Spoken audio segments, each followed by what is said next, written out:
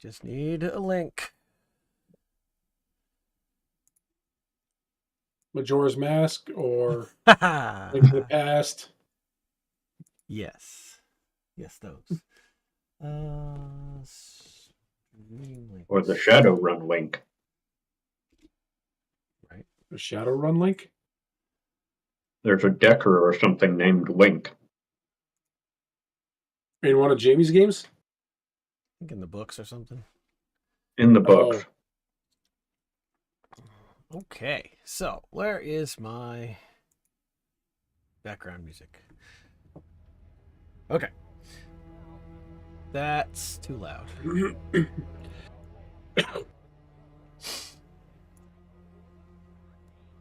So by way of recap, you have been given your mission. You have been given the day to get any preparation done that you want to do before the mission. And then that evening you're supposed to meet with the dwarf assistant. Forgot what her name was. Bethra, I think. And she would get you the costumes for your chosen covers. Who was doing cook and who was doing a guard? I believe I was going cook. I believe I was going guard. Okay. I just want to Guard. say that during the day, I don't know. Do I have enough money? Yeah, I want to buy a set. I wanted to buy a set of medium. Did I want medium? No, never mind. I think I'm getting my characters confused. Oh, yeah. Forget it. Yeah, maybe. But you'll be wearing the uniforms of the guards, which I believe was scale mail. Scale Well, I mail won't. I'll be split. wearing the cook's Right, outfit. right. Cook's outfit, yeah. Thought it was splint mail. Yeah, it might be split. I'm trying to find it now. Is it supposed to be even? Like, do we have to do 2 cooks, 2 No, guards? you can do it however you like... want.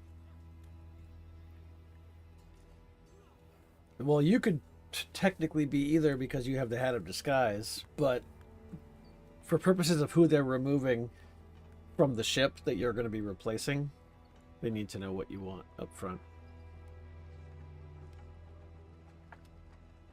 Well, about that hat, Tegan, would you mind if I were to borrow that hat so that our friend does not blow our cover immediately when he recognizes me? It's gonna need to be attuned. We have time, I think, You have a day. several days before we get there. Oh yeah, it's a 3-day boat ride.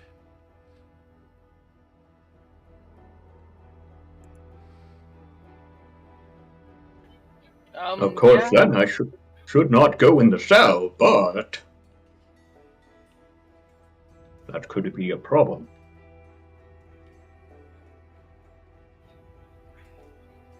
Now, you don't know how long the average duty roster. You know, the ship brings on 20-something new people and 20-something leave. You're not entirely sure how frequently that happens. But the point is, you don't have to pull off the heist the day that you arrive either.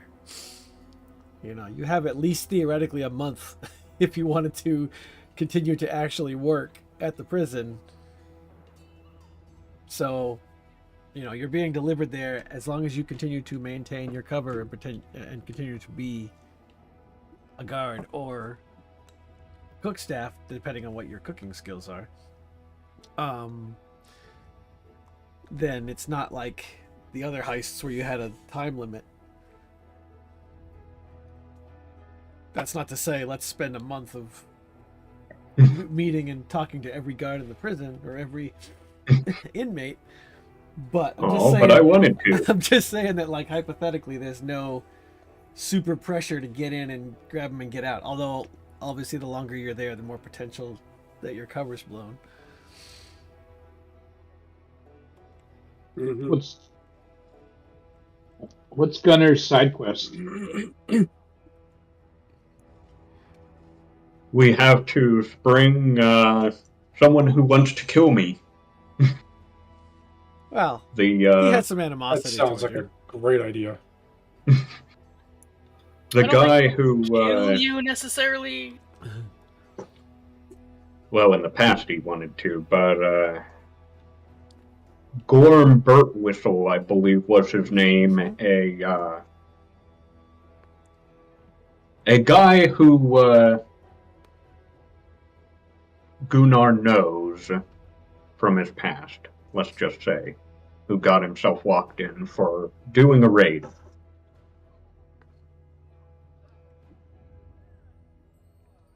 Or were you asking in character? No, I was asking because it was 2 weeks ago and I forgot. Okay. Yeah, it was those 3 Viking type folks that were in the inn. We're talking to Gunnar about it. Well, 2 of them. one of them was The 2 that didn't want to kill him on sight. Yeah, pretty much. Yeah. I don't know why I can't find it, but yeah, I'm pretty sure it was splint mail, and it was either spears or short swords, maybe. I guess another idea for the disguise. Can disguise kits be used on other people? Do you think so? I believe so. Because we could do a more mundane disguise of Gunnar so that the guy won't recognize him. True. So whether we can maintain it for a month or however long we're there is a question. Yeah, like every morning I'd have to reapply.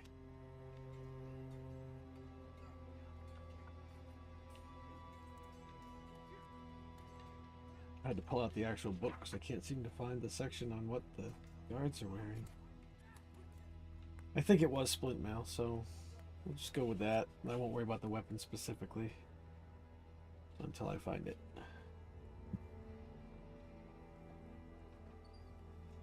But yeah, if you're wearing splint, is medium or heavy?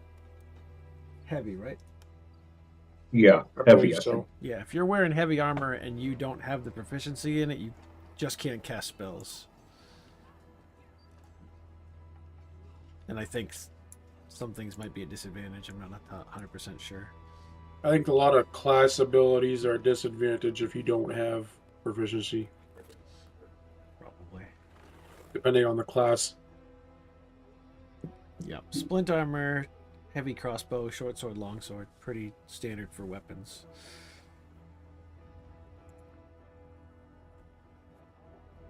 Alright, so we have 2 definitely guards and 1 cook. And has Tegan decided what she wants for an outfit yet? Well, if he's going to be borrowing the hat, I suppose I can't just say something now and then use the hat and forget about it. No. You have to be wearing it. Cook, I guess. Okay. Then Bethra will go off to take care of that. So the following morning, the 3 Nordic folk are not in attendance in the room when you get up. I know they are on the map, but I'm not going to clear out the map right now. And you are given by the innkeeper when you come downstairs a little note that just has the address for the warehouse on it where you're supposed to meet. And a time, like just after sundown. And then it's signed with the letter V for Baron, which is the guy who hired you. And you have the day to purchase anything that you might want. I remind you of that because there was some talk about buying like low-grade poisons or something. So I do want to buy medium armor, but I'm not going to bring it with me. Okay. Just so I have it for after. Right. Well, you can just, whatever the player's look handbook up. prices are, you can grab it. Mm-hmm. It's I do actually have a set of scale mail I could give you since I'll be getting splint mail. Oh, yeah. Is that medium? I Scale mail is medium, but I believe it's disadvantage on stealth. Does my feat negate that? I think it does. Ooh, you got that feat? Nice. Yep. I took that at level 4. Medium armor master. Yeah, so it won't affect my stealth. Nice. And I can add 3 instead of 2 to my AC for my dex. Alright, sure, yeah, I'll just take that if you don't want it. Okay, yeah.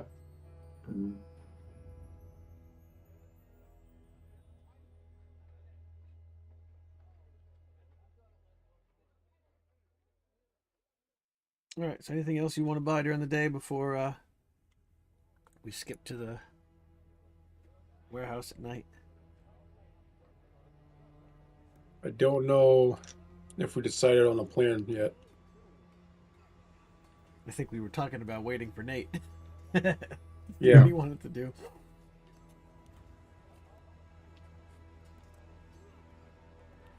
Because if we're going to do the thing with the poisoning the food, then we need to get that before we go. Mm-hmm.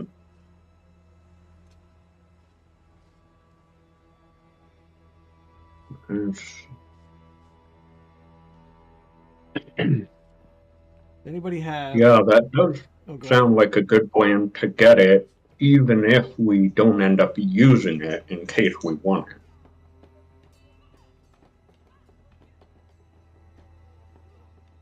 Yeah.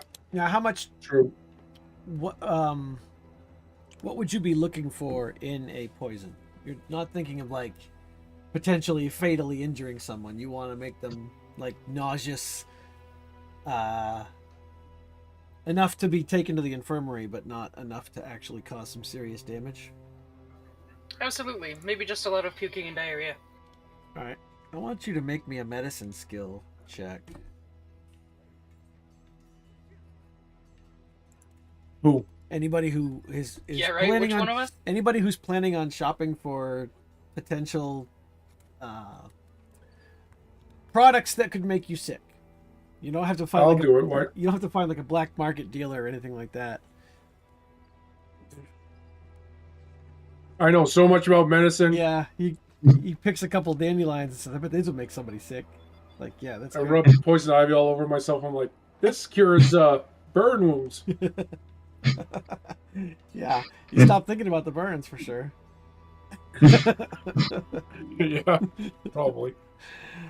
All right, so for 5 gold, Tegan, I will say that you can pick up some mundane seeming, ointments, salves, things that you would normally like maybe apply to your skin for a burn or something like that, but that could potentially, or more than likely, make you sick to your stomach.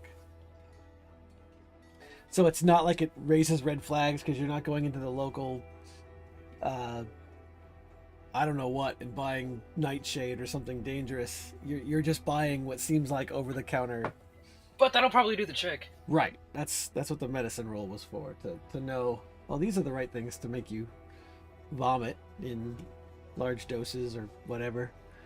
I mean, I can go into a medicine shop, but with that roll, I could probably pick the herbs. Well, not up here. It's kind of chilly up here. Not a lot growing outside right now. Okay. And it's only going to get chillier when you travel north. Anybody have anything else they might want to grab?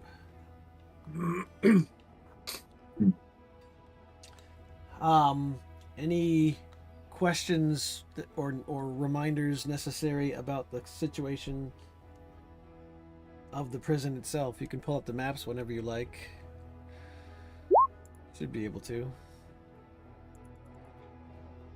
I gotta forget that I've got this stream thing going, because if I don't adjust the screen over here, nothing shows up.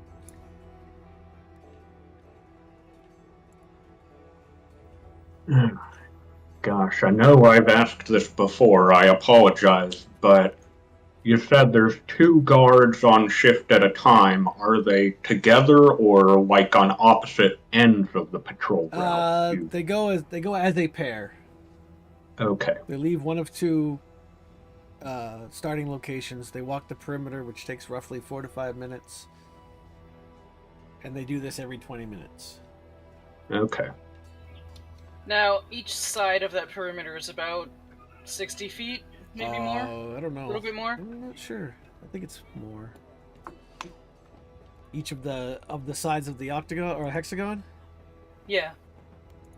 they are 85 feet. Still within silent image range. True. Just in case. And you also, well, go ahead. Do they know how many guards are in the surveillance thing at the center? They're not sure. They think probably no more than half a dozen. Okay. And the cell doors are not pickable. They are only openable from the center tower. I see. So magical lock thingies? No, because of the anti-magic field, it actually extends out past the gates. So the gates are all mechanical contraptions of some sort. Okay. Gotcha.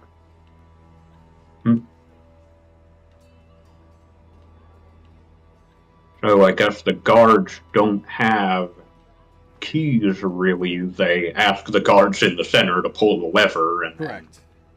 Okay. You do know that the inmates are frequently outside of their cells, whether they are doing latrine duty or if they're out in the yard getting exercise. They are fed in their cells generally, although on rare occasions they might allow small groups into the mess hall area under supervision to get them a little socialization time, whatever, and not being isolated constantly.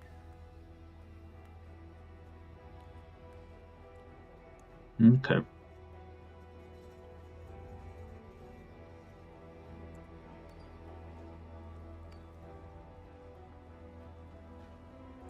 Better than high security prisons in real life. Right. And as I mentioned before, you know that the warden of the prison is a lawful good mage. So, for all intents and purposes, from what you can gather from talking to Varen, it is a legitimately well-run prison. It's not like your, evil bad guy prison. The point here isn't to go in and break out everybody, because a good portion of these people are probably in here for very legitimate reasons. Including Gorm, to some extent, is legitimately in here. And if you don't remember, the dwarf woman that you're going to spring or interrogate has expressed a desire to not leave at times. I remember hearing that. It's almost like she can run things better from in the prison than from outside or something.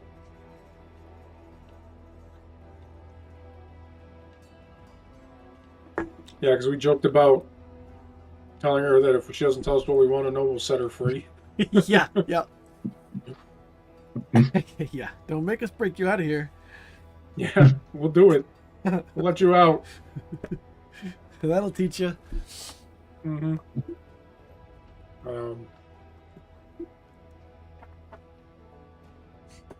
And you were also told to watch out if you go near the armory. There's something in there as a security system that you are ill-equipped to deal with. Where's that? The armory. Okay. On the map, it is on the far right, I think. Center right. Good thing you said that, because we probably would have tried to loot it. Yeah, I'm pretty sure they said something about that. What exactly was it we were trying to get out of her again? She has the passcode and or key to a magically sealed vault where she has stolen a large chunk of dwarven treasure and artifacts and items and hidden it away. And Varen and his clan have found where the vault is, but they can't figure out how to open it. Right, because she stole it from them. Yeah. And they know that she's been using some of that money to fund whatever criminal empire she's been trying to build, and they're afraid the longer she has it, the less there's going to be when they finally get in, or however it's being withdrawn. Time is kind of a factor. Kind of, but not like it's not so much a day-to-day thing as it's like every month or so, more money gets taken from it. It's still a decent amount of money, and they've agreed to give you like a percentage, a very small single-digit percentage of what they recovered from the vault, but that could still be a hefty sum of money.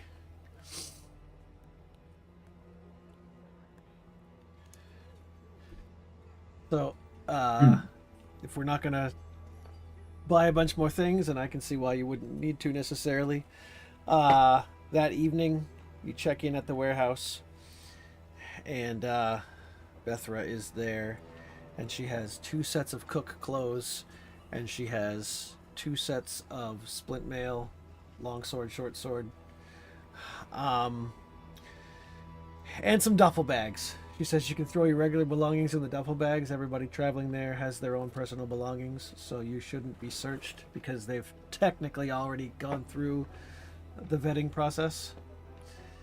I'm going to take you down to the ship tonight. Should we not be taking our weapons?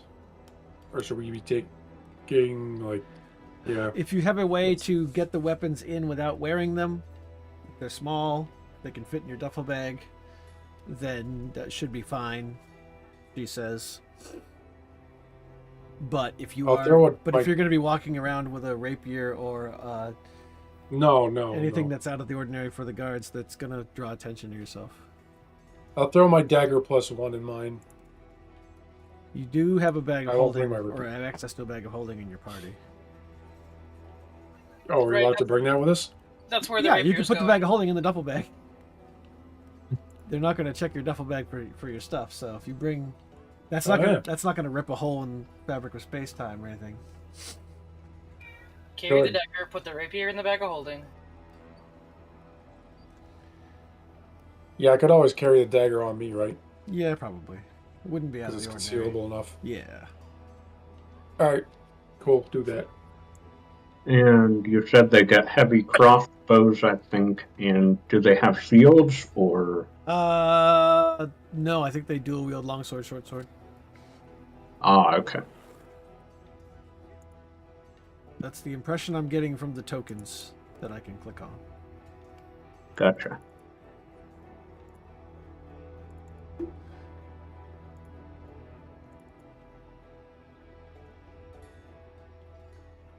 Yeah, splint, no shield.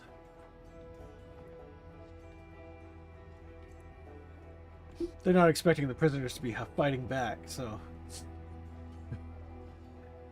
Ideally, most of them are unarmed. If they get anything, it'll be like knives from the kitchen. Unless they get into the armory, but then they would have bigger problems. Right.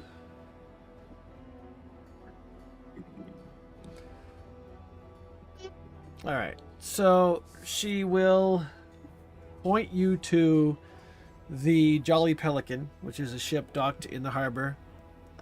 She says it leaves at dawn.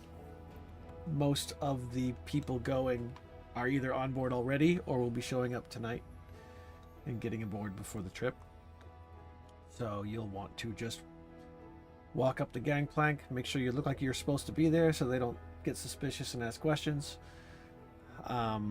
She gives you a list, the IDs of the names of the people that you're impersonating, which you can make up if you want. Nick Soap Dish or whatever you want to go with. It's French. Rapier. Rapier. Chuck I'm thinking daggers. it might be Chuck easier daggers. for... Peckerface McStabby Stab. Yep. Wow. Hugh Jackman.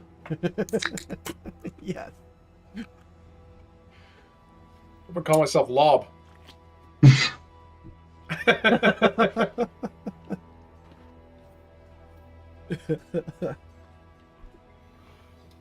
So anyway, I'm guessing it might be easier for the cooks to put the poison in Prisoner 13's food. Probably. You're not unless- exactly sure how things work yet. Well, you got to get there and scope out. Yeah, we Yeah. should probably See, play that's it by the ear for a thing. couple of nights. We'll have to learn which, either how they do it, if they label the food for prisoner. Right. You were something. told, you were very specifically if- told, none of the prisoners are ever referred to by their names. They are only referred to by the By numbers. the numbers. Yeah. And that would Label it raise with the suspicion if you number. even know somebody's name. Like if Gunnar walks around and says, "Do you know where Gorm is kept?" He's gonna have to go around and literally look into the cells for him. Yeah. We didn't get his number. Because we don't have his. Yeah, we don't know his number. I don't think they didn't tell us his number, did they? They didn't know. No, those guys didn't know exactly where he even was. They just knew that there was the prison related to this city that brought them here. Then the trail went cold. So they don't even know for certain that he's here. Not 100%. Okay. Gunnar actually gave them the information on that count by accident, or fed into what they already suspected, that there was something around here. So they'll be waiting in Luskin for word. Now, you guys have the hat of disguise. I don't know if you're giving it to Gunnar or not. The hat, yeah, I guess. You Yeah, that's also fine. you also have the pair of sending stones. Sending. Ooh, that could be useful. Yep. But you want to make sure you know. And the rope of I climbing. think the cooks should have one in the. One of the guards should have the other. That would make the most sense. Sounds like I'm the only guard. No, I thought I Chris think Chris is Gunner was too. a guard. Yeah. Oh, I thought he was going to the kitchen. He, If he was going to the he can kitchen, wear I would've heavy been armor hard. without I kind of penalty. wanted them to be even. We're going 2 and 2. Yeah. But, where am I? Here.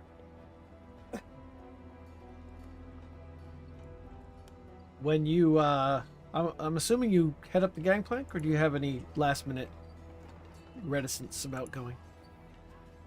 I changed my mind. Always, but I'm going anyway. Amos has decided that he's going to have to sit this one out because he's worried about his Sturge. Mm-hmm. Couldn't think of anybody to leave it here with, and didn't really want to bring it along.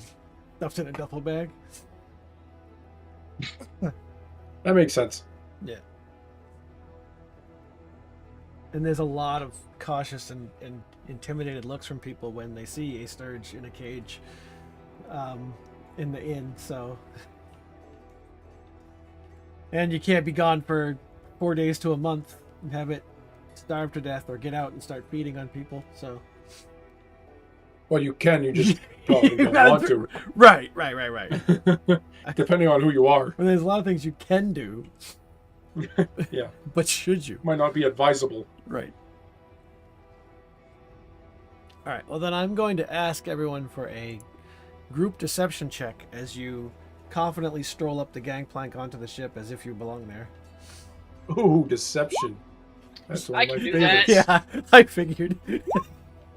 How's that? Pretty good. Ooh, that's low for you. It is. All right, Gunnar, it's all on you. If there's time, I would like to get a short piece of copper wire before I go, Okay. Is it a spell and some component? powdered iron. Yeah, since I presumably won't have my drum on as a guard.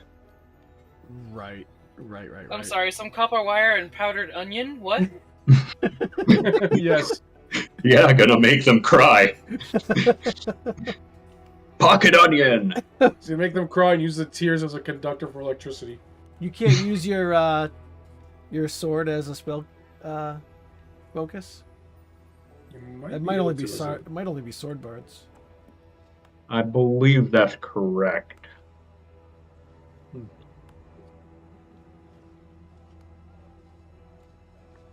Now, can you use a longsword as a bard, Brian? Or you're not going as a guard anyway. Not as a swords bard. You don't get proficiency in it. You get Okay. proficiency with medium armor and scimitars. Okay. I think bards start with longsword, though, actually. Oh, they might. Mm, Deception. I guess it's possible. Jeez. I just never thought to use one because I'm more dexterity based than strength. Wow, somehow Tian Wow. came up with the low roll.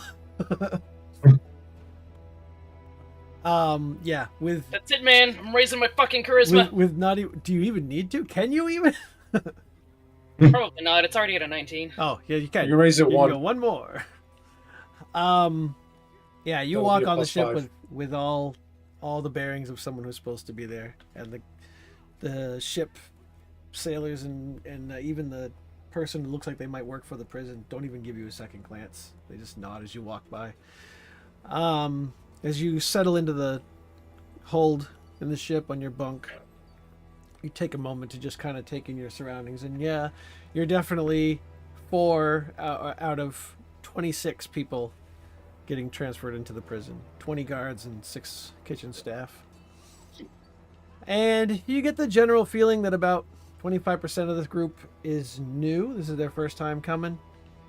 And quite a few of them, this is their 3rd, 4th, 5th tour of duty or, posting.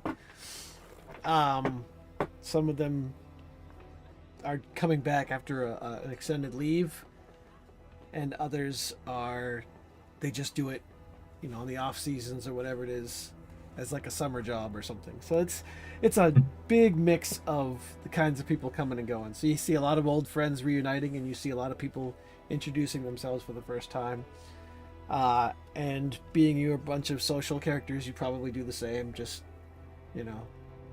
with that, just swapping your name for your cover name, but otherwise, they specifically replaced people that were going to be new in the first place.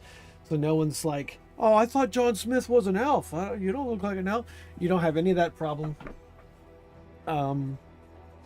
As the ship disembarks and makes its way for 3 days along the sea of moving ice, you are given some cold weather clothing as well as the uniforms. Technically you had some from before, but they give you specific suits that the guards and stuff would wear that has the insignia of the Lord's Alliance on the front. And it's, big frilly fur coat with the collar, and like when you're wearing it, you can't tell if you're male or female, fat or skinny. You're all just big fluff balls. And when you occasionally venture out onto the deck of the ship, it is the coldest cold most of you have ever experienced. Like, you're afraid that any exposed skin will ice over in seconds. The snot freezes in your nose, and your breath almost obscures your sight. It's so cold. You're rarely on the deck for more than a few minutes just to get a look around you, and it's hard to see anything anyway. It's amazing that the crew can navigate in this kind of weather. But after 3 days of sailing, you hear the sound of the ship's bell being rang, and in the distance you hear an echoing chime, and the call to prepare yourself for disembarkation begins to circulate around the ship as people gather their belongings, and you kind of go up on deck.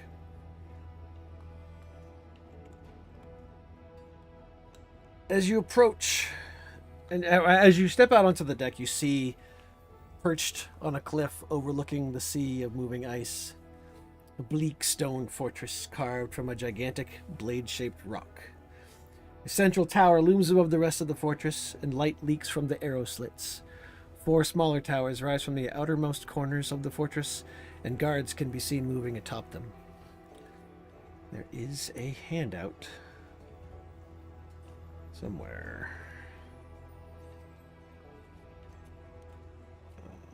Where is it?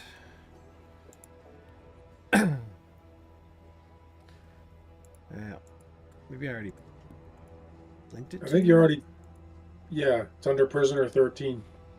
Yeah, big looming tower? Yep. Okay. Player art handouts. Here it is.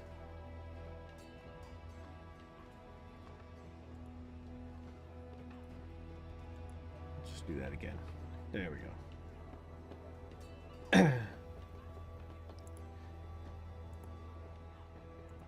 The ship pulls up to dock, and as it does so, you can see the lift slowly coming down. And when it reaches the bottom of the 160-foot cliff, you see another 20-something people, probably 26, filing out of the lift. It's a big, like, cargo lift kind of thing. And to that end, actually, the sailors and some of the veteran replacement staff begin to start grabbing lots of crates and stuff from the ship and also bringing those up to the cargo elevator as well, because it's not just a replacement crew, it's supplies for the prison. But because you're new, they kind of they keep you and the other new people kind of at the forefront for the first load up, because you're going to have to be taken to where you're going to be stationed when you get to the top. It's very organized. It's you know, one might say a lawful organization runs this place, and it's run like a well-oiled machine.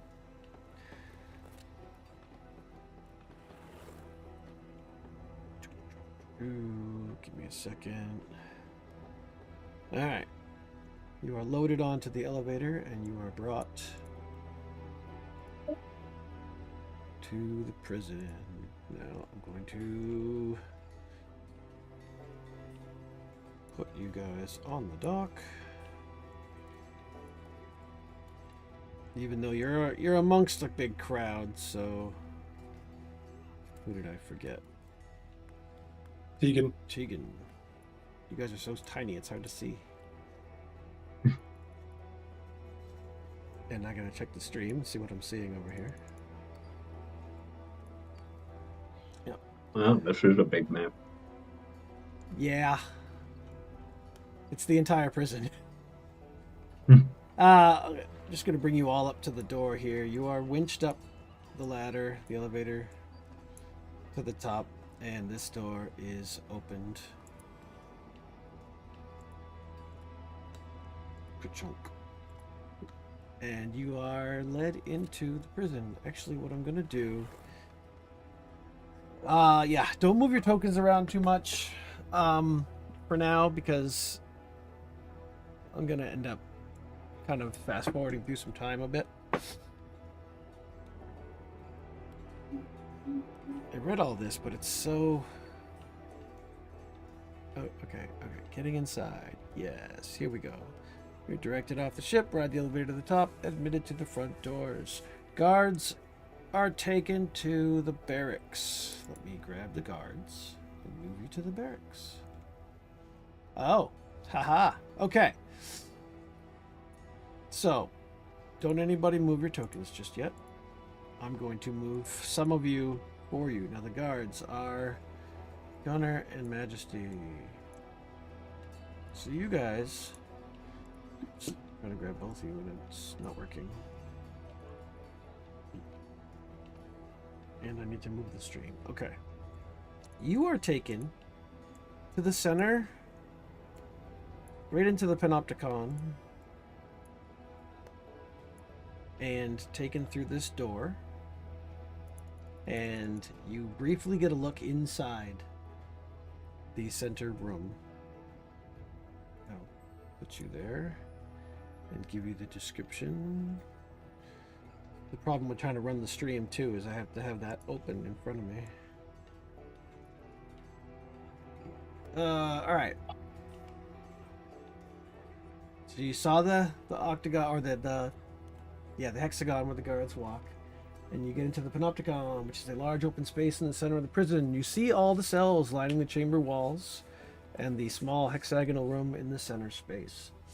As you enter the surveillance hub, you see a spiral staircase rising to the tower's upper levels, several guards watching through arrow slits observing the cells, And one sits at a metal desk and console with a myriad of switches and dials and a brass tube with a flare-like funnel.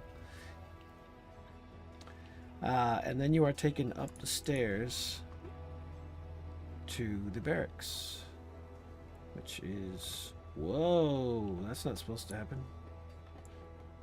Which is here. One of the tower levels. And when you get in there, there's like 30 other guards, and they introduce themselves to you, and gradually some of the other guards from the ship that you met also show up. And you're basically told that you will be assigned to tower duty. You will be assigned to bring prisoners to the yard, or to latrine duty, or outside to break rocks as a form of strength training, or whatever. You're not necessarily being given the patrol route stuff. That's the veterans that get to do that. Or you're never going to be manning the console in the tower. But you will be given the tasks that are not quite civilian level tasks, but not high responsibility stuff. You can also volunteer for duty. They usually will take volunteers before they will assign somebody to something. Nobody wants to do latrine duty, so even the officer who does the assigning will still do that now and then, just so that no one thinks that there's any favoritism or whatever. But if anybody wants to do it, then they're welcome to do it. Now, latrine duty is basically three prisoners are taken into the privy area and are basically have to haul out the buckets from the day's waste that all the prisoner cells filled, and they take them outside and they dump them in a big pit, and the guards just have to watch them to make sure that they behave while they do it. It's also the guards that bring prisoners to the infirmary. Anytime a prisoner leaves a cell and gets escorted somewhere, it's 2 guards for every prisoner that's loose. Let's see. Things about the prison. It is heated, which is nice. Kept at a constant 68 degrees. And it is all lit with a continual light on little sconces around the walls. There was a bit more to the guard stuff. Let's see.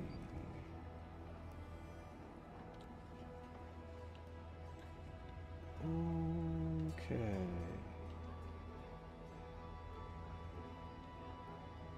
Yeah, you're in the barracks. You meet with the head guard, Eula Dargaria, which is somebody with like a clipboard and is constantly going down and checking off names, and very regimented, very organized.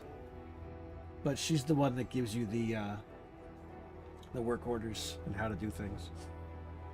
Now, the other 2 of you are taken into the hexagonal area here, and you are led down the side corridor over this way. You are told, do not try to open that door there. That is the armory, and it's very dangerous for the unauthorized inside the armory, especially first-timers. And you are taken into the kitchen area. There are 4 other... Well, there's 2 cooks here currently, but there are 4 total on staff. Making the meals for the prisoners and staff. Kitchen contains everything one would expect to see, including an iron stove and a pump that draws water from a magically heated cistern on the roof. You will be sleeping in the side rooms off to the kitchen. I don't know why they're locked doors. They would not be locked doors. Actually, the center one... No, center one's not locked, but you're told the center one is the refrigerator. Basically. It's not kept heated like the rest of the rooms in the prison are. I was going to change this music.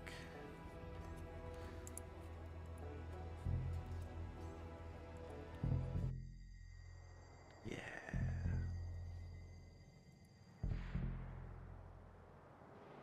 Okay. Yeah, the top and bottom side rooms are your sleeping quarters. In fact, they give you the top one because it's a smaller room, and the bottom one is a larger room. So the bottom one will have the other 4 cooks who have already been here. And you meet with... Where is the kitchen staff leader? I feel so disorganized. I'm sorry. Chef Tiny Tulane, a hulking, jovial man with an enormous saucepan. And he's just running the kitchen like it's a big, happy, friendly family business. And even as you get here, there are meals being prepared. You get the impression that your jobs are never done in the kitchen because you've got people sleeping different shifts, eating different shifts. So every 4 hours, there's a meal time for somebody. Mm-hmm. So, you know, you get put to work. Why is my map all white? I don't know. Are you not over here now? Can everybody see? Yeah, I can see fine. Okay. Making sure there's not a problem with the tokens. All right. And so for the first day, you're just basically given the basic rundown. You're walked around the perimeter of the prison. You're not led back into the center chamber. Well, those of you that are upstairs kind of have to be. In fact, the kitchen staff wouldn't have gone through the center room. You would have gone down the outer hallway. Be no reason to introduce the kitchen staff to the prisoners. Now you are given free reign to walk around the prison, but you are told, unless you have a good reason, stay out of the panopticon, the whole middle section altogether, and stay out of the hexagonal hallway there. So basically, when you're not upstairs, you should be in the kitchen or the dining areas. You shouldn't be mingling about. Why is the camera going crazy? I think she was showing you what's on her screen, what she sees. Hang on a second. Yeah, this is weird. Because I saw, it looked like she just had a big white screen.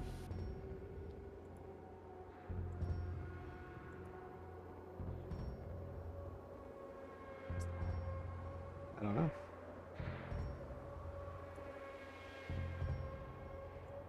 So is this the cooks who are able to go anywhere, or also the guards? The guards can too. Okay. But you have to be ready to, if there's a page, because sometimes they'll page throughout the whole facility. If there's an operation under effect, if there's an all hands on, you know, whatever level or whatnot, you need to be ready to respond to those sorts of things. But it's not a prison for you. They want you to be able to have at least a little bit of freedom, just not mingling with the prisoners.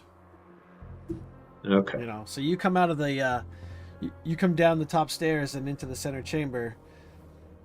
They're not going to expect you to be lingering in the room, talking to the guys manning the consoles and stuff like that. EJ, you might just need to reload roll 20, because I don't know what. I'm going to. I think what I'm you're just doing is not gonna- going to work. Yeah. You could also just Things are share your probably screen, down. and it might be easier Yeah. than whatever you're doing. I took the camera off, and then the light that I had connected to the wall also fell down, so I'm not putting the camera back up yet. I see.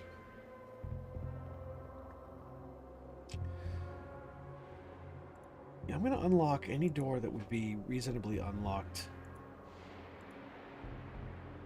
It's weird that, like, every single door in the building is locked.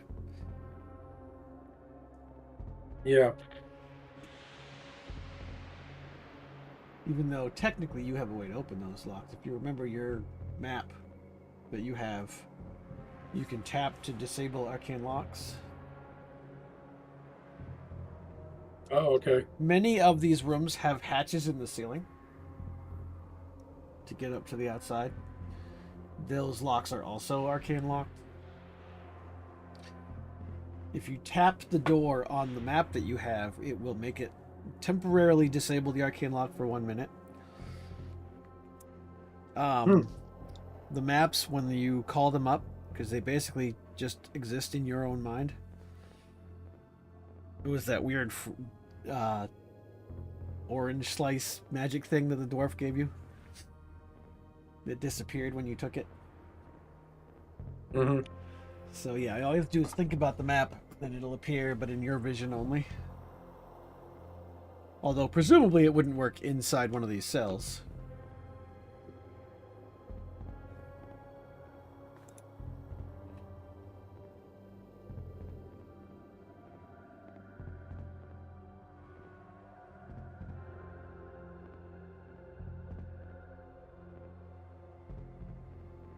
Okay, so if I'm reading this map right, basically the guards have their barracks up in the tower, and they would have to go out through the panopticon to get Yes. anywhere else, pretty much. Yeah. So it's not completely out of the ordinary for you to be walking into that room. It's if you like wander around and look into cells and start talking to prisoners that starts a problem. Right, yeah. And for the sake of argument, unless I hear otherwise, I'm going to assume that the two pairs of you generally try to stick together and work together on any assignments that you get. Yeah, I would say so.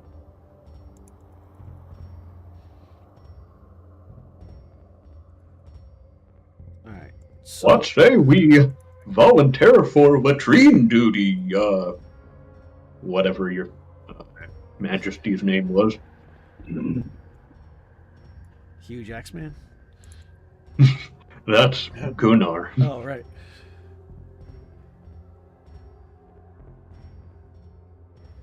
Does it have to be latrine duty? Well, I'm sure the other guards would appreciate it. Never hurt to get on their good side. Fine. All right. I want.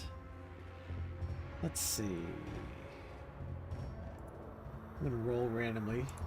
See which prisoners.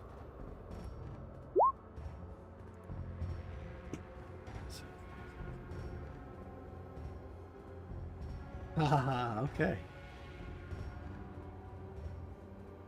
So, the two of you and one of the veterans, because you've never done this before. I'll grab this guy right next to you. Whoa, what am I doing? This map is so big.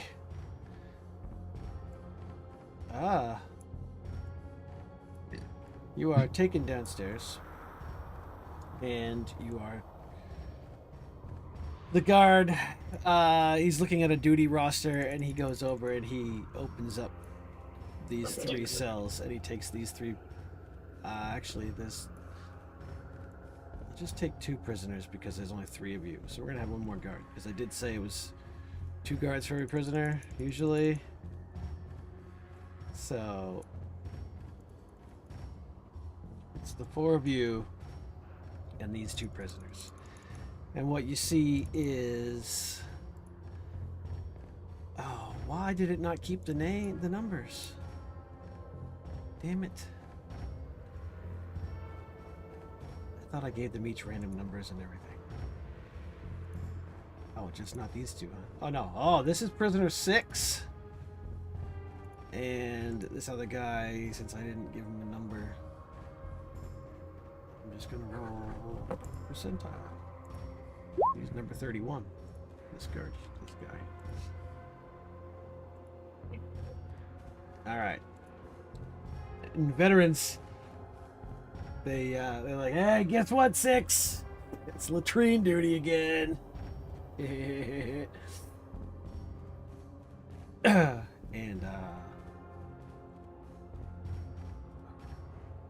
let's see. He is a tiefling, and he looks like he's been here for a long time, and it doesn't look like it has damaged his spirits any. He gives the guard just this calculating, cold look through slitted eyes. And you can almost feel the malice coming off of this guy, but he's almost emaciated. One of the veterans turns to you and he goes, "Prisoner 6 here's been here the longest. Haven't you, 6?" And he kind of elbows him a little bit, makes him stumble. But the 2 prisoners, they seem to know what's up. They start heading down the passageway in this direction, and the 4 of you follow. And they lead you to... Come on. The storeroom up here. And it's just full of crates and supplies. You recognize a lot of them as being the ones you just helped deliver. And they go into this door, and when this door opens, the smell that comes out is just nasty. And the guards, they recommend that you stand back as 6 and 31 go into the room, and they each come back out with, 2 buckets on each arm, and the buckets are the source of the smell.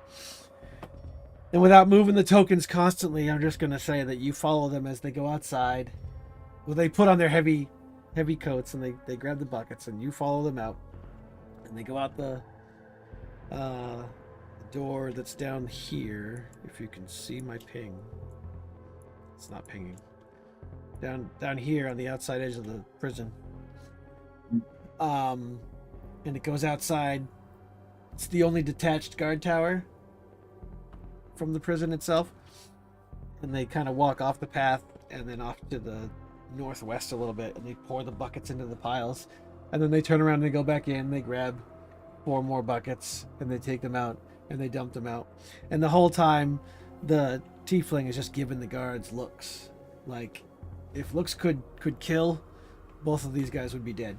He doesn't seem to, like, he doesn't not look at you, but he either has a history with these guards, or these guards are the kinds that never leave. So he's got more animosity toward them. But yeah, you were told that the number of the prisoner denotes how long they've been here. Wonder how old prisoner number 1 is. Well, they retire numbers. There's never been the same prisoner number.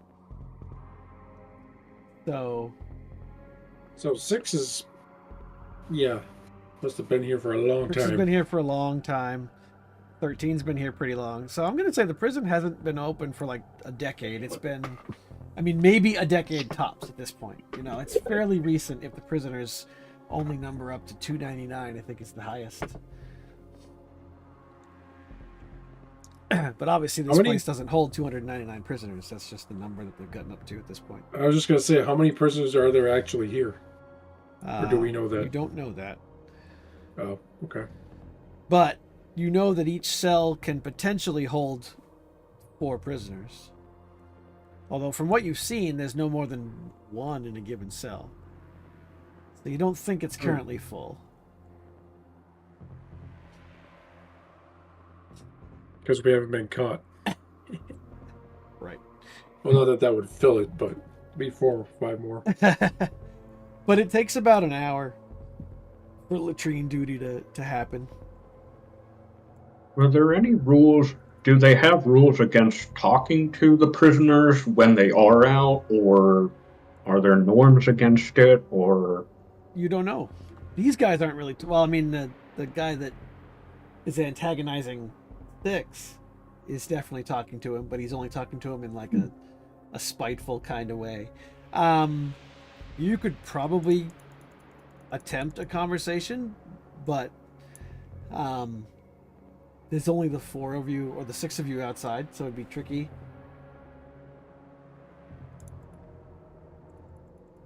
Why? What do you want to... Well, if that's the case, probably I shouldn't start talking to the prisoners yet, but I might kind of strike up a conversation with the other guards if they're amenable to it, and Yeah. kind of see what their stories are here and anyone to watch out for and things like that. The guard says the most dangerous prisoner we got. You're looking at him. Prisoner 6. Prisoner 6 is going to be here a long time, ain't you, 6? Yeah. Yeah, see, 6 here used to fancy himself the guild leader of a thieves guild down in Baldur's Gate. Big time, weren't you, 6? Again, just the cold looks. 6 never says a word, really. He's just stays. I kind of want to spring him too now. And the other one just kind of does his job and stays. They all kind of stay quiet. You get the impression, maybe. Well, I don't know. I guess you don't really. You can make your own impressions. I'm not telling you what to do. He's kind of emaciated enough. Why don't we just shove him into the bag of holding? He's not that small. He looks evil, though. You got a smell of this guy's a problem. You mean above and beyond the pails of shit? Yeah. Mm. Those pails of shit give off so much steam when you go outside. That's so gross. Yeah, I know. I'm glad I'm in Does this it freeze in the buckets and they have to like chisel it out to get it out? It's Well, happened before, and says one of the guards. and then the floor gets all icy and they trip. Well, it's outside at this point. And it probably never decays, it just Freezes. sits there. Yeah, it's like a pile. That's one big pile of shit. In the immortal words of Jeff Goldblum.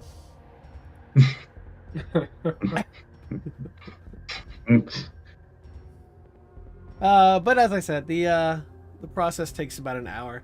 Yeah, I'm not going to keep like moving tokens around unless you guys are actually in the Panopticon area. But throughout the day, every prisoner in groups of like three or four are eventually taken out to the courtyard, which is on the other side of the prison, and given time to run around or, you know, exercise or whatever they want to do. There's no real inside exercise room, gymnasium type thing. So it's all for outside. walkies? Yeah, they want to take the prisoners for walkies. But they're bundled up. They're not like thrown outside in the freezing cold or anything. They're generally taken care of. They might be talked down to, but they're generally taken care of. And well, I'm not gonna speak for you. What you can't volunteer for every courtyard duty, and the latrine duty is once a day. Mm-hmm. I'm gonna put these two back in their cells. Get back in your cell. But I will let you just kind of move around your tokens as you wish, as long as you don't poke into the middle.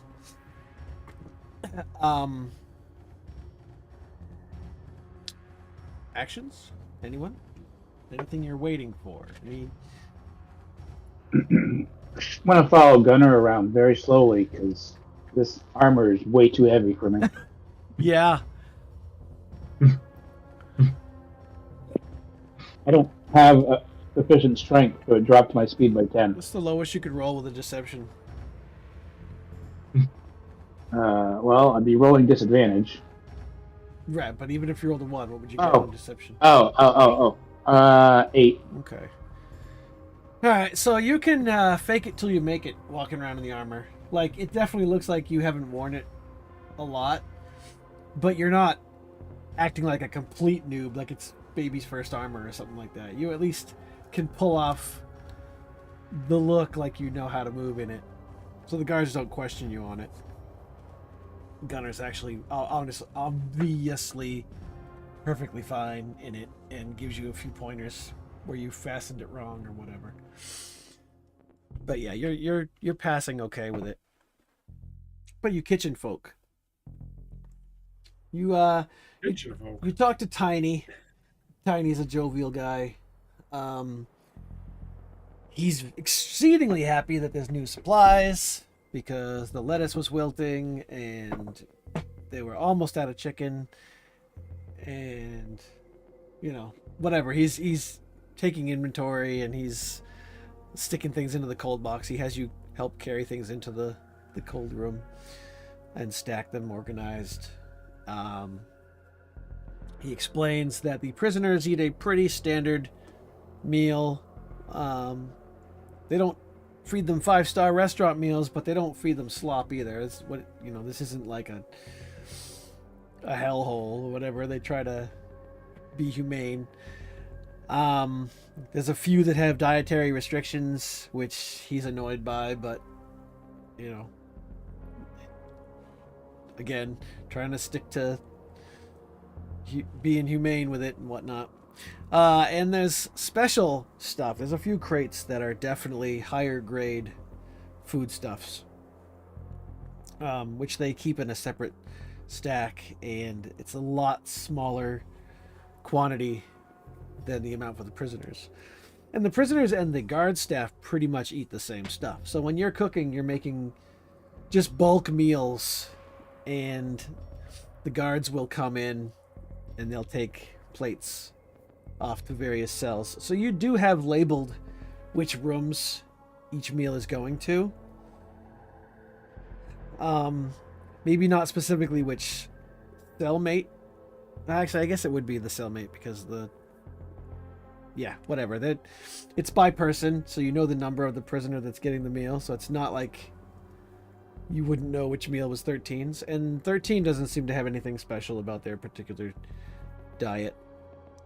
But you are preparing 4 decent quality meals per day. Or per meal period. And there's one cook staff that takes those meals down into this area down here, where there are a set of 10 apartments.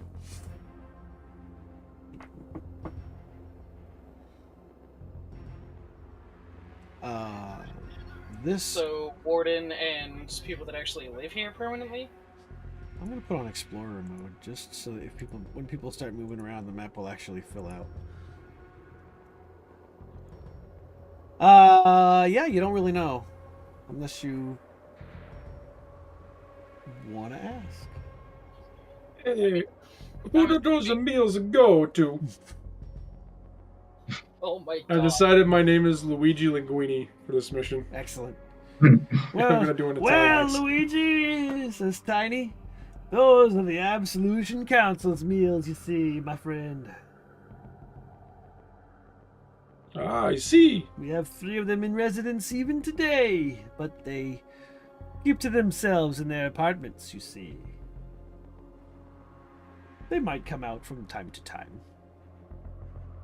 So there's 3 here at any time. But yes, there are 10 in total, but only 3 at a time.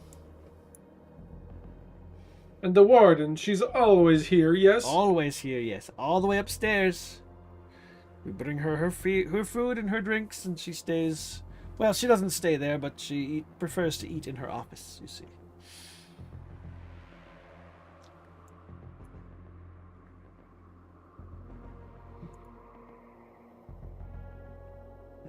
We have... Right now, it's Boss and Jill and Kriv are here. Jill's... She has no sense of humor, so... But, Crix is a nice enough guy, and Voss is... he's Voss. You'd know Kriv, he'll be the only Dragonborn in the building. Ah. No Dragonborn prisoners, even. Actually, that's a good question. Did I put a Dragonborn prisoner in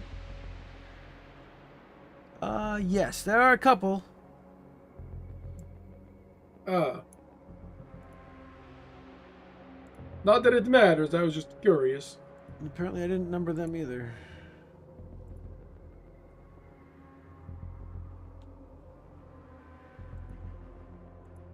Yeah, I'm not going to keep the accent up. This is tiring. Yeah. I'm definitely not good at it. That's what I'm doing wrong. I'm not hitting enter when I put numbers in. Aha.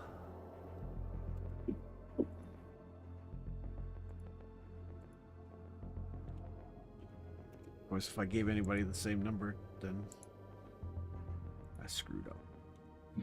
Oh well. Doesn't matter. Or does it?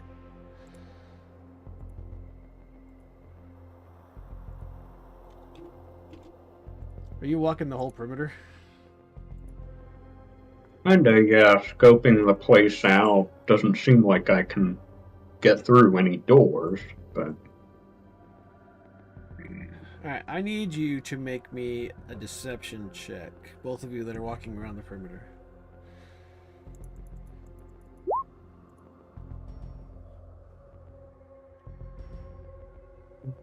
okay.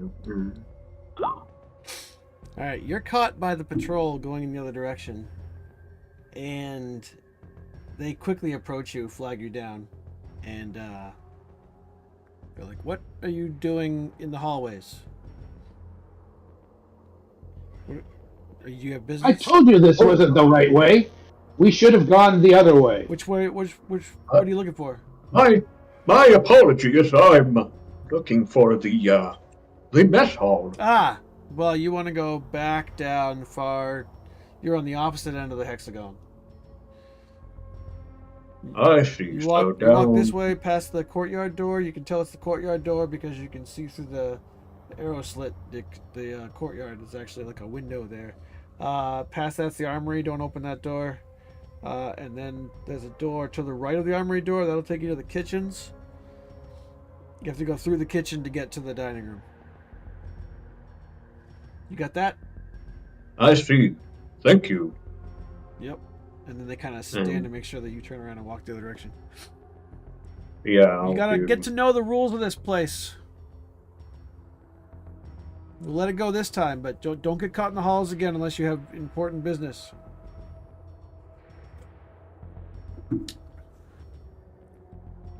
I see. I won't. Is the kitchen mess hall door right in that same corner as the armory door? You have to go through the armory door. The kitchen door is to the south of it. Yeah, it's locked. Oh, did I lock it? Oh, I did lock it. There, now it's open.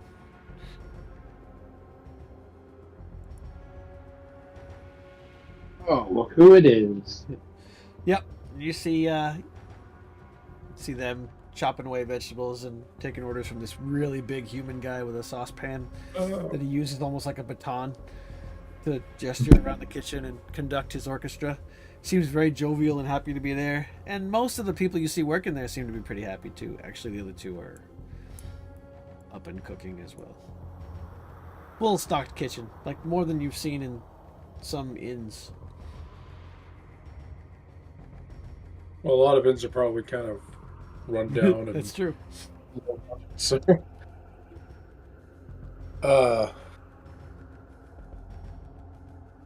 This looks we- more like the kitchen.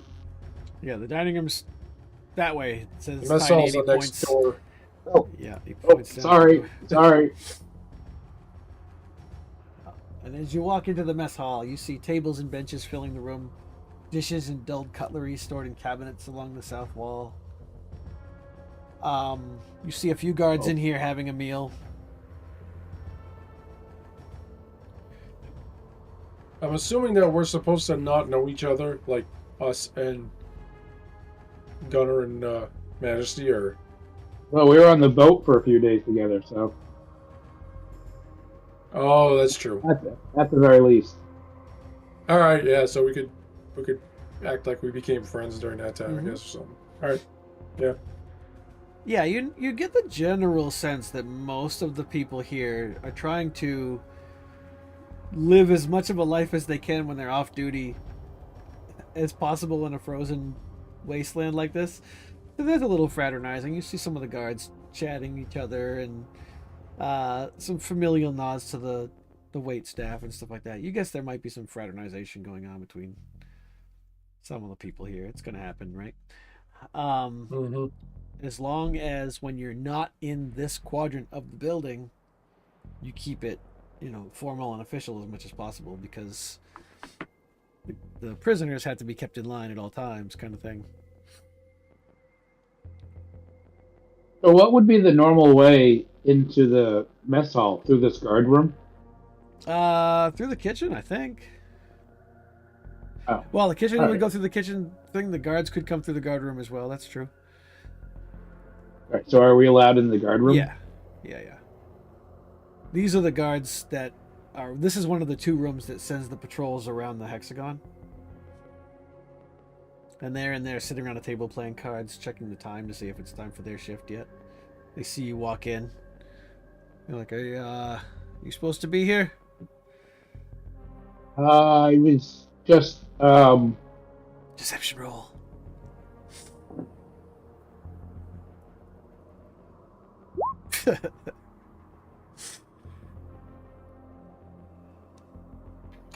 Yeah, he doesn't say seeing if there was we're a supposed to be here. better way to get into the mess hall than through the kitchen. I mean, yeah, you can come this way, but generally it's more acceptable to go through the kitchen. All right. Like, seems counterproductive, but I guess we'll do it that way. I didn't design it.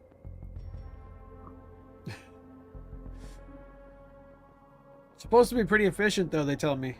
Anyway, nice meeting you. Close the door on your way out. Thanks. And then down this corridor is the counselors' chambers. Mm-hmm. Is there anyone in that corridor? Not that you could currently see, and all the doors are closed.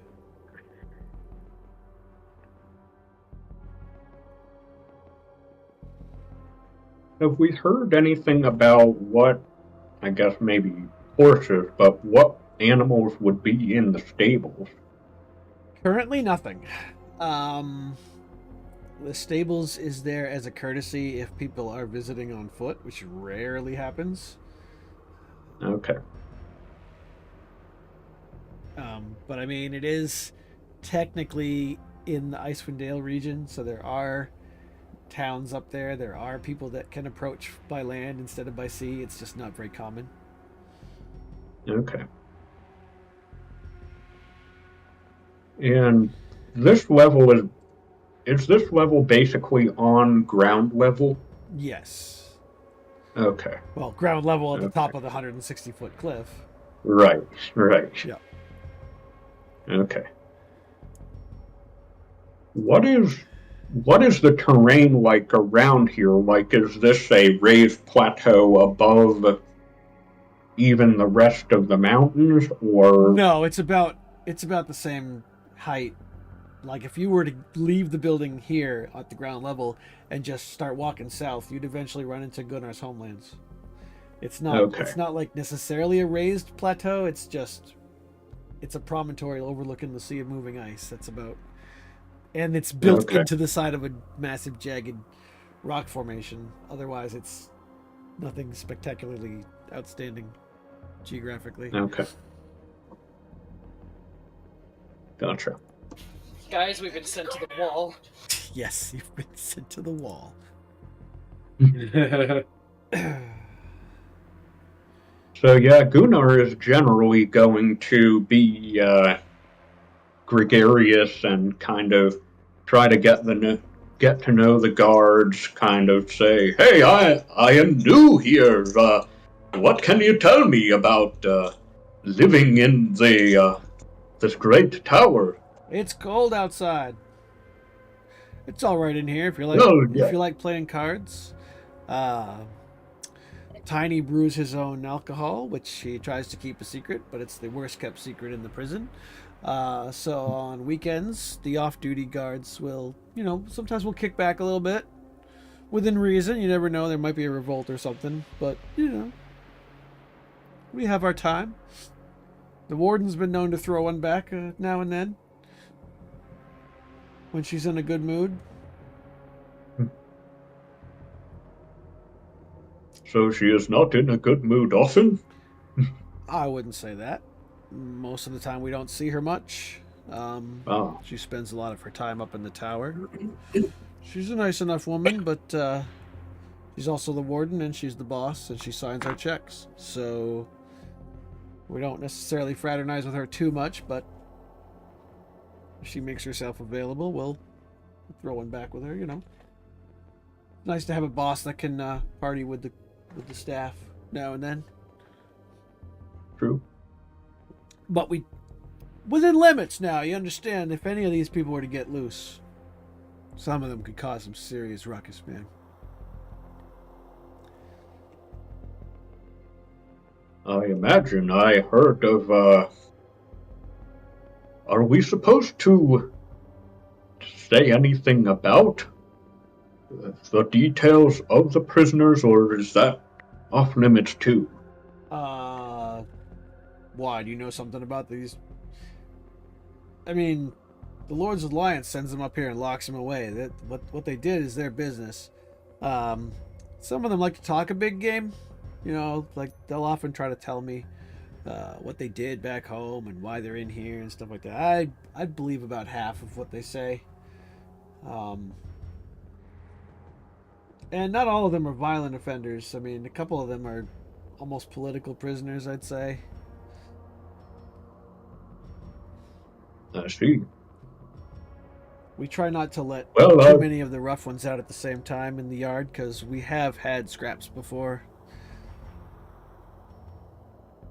I see.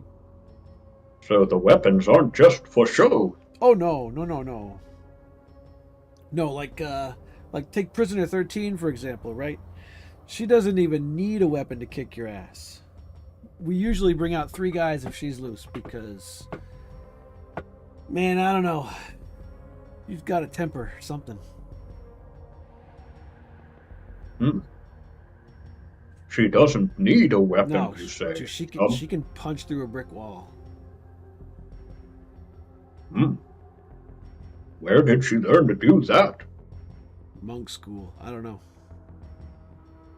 But Patrick over there says that he saw her throw a fireball once. I don't know about that, but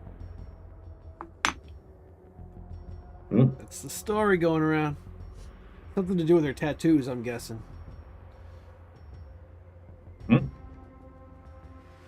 She's got some, Do you know anything about these tattoos, or she's got some, how they work? She's got some weird ass tattoos, man.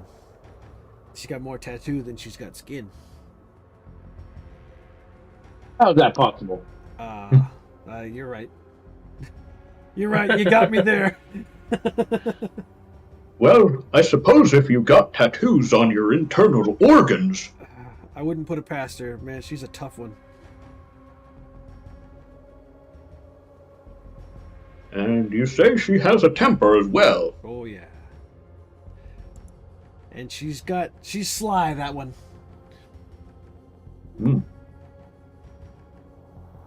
I bet you my man Gunner here. I mean, I don't say Gunner.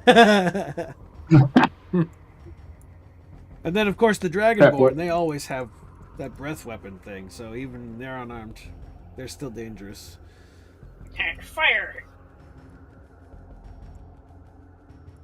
Does the anti-magic cell field in the cell do anything about that? Fire? Oh, that's a good question. And I'm saying that as It's a a breath DM. weapon, it's not magic. Yeah, I don't know. Are they considered supernatural abilities? If this was 3rd edition, I could tell you. I don't know, breath weapon should be a natural ability. It's probably a natural ability, yeah, probably. Even still, most of the prisoners of here in here have learned to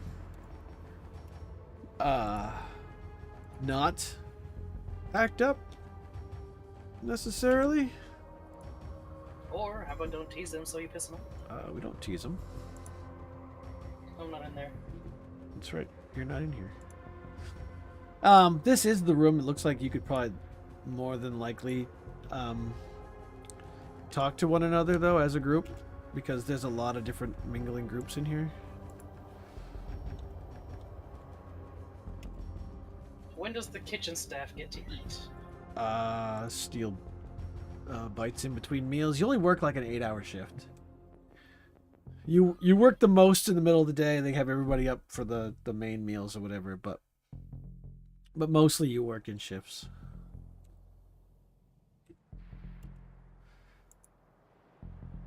was gonna say you get to eat all the time. Yeah, right. I mean, it is a cook's job to, quality test the food.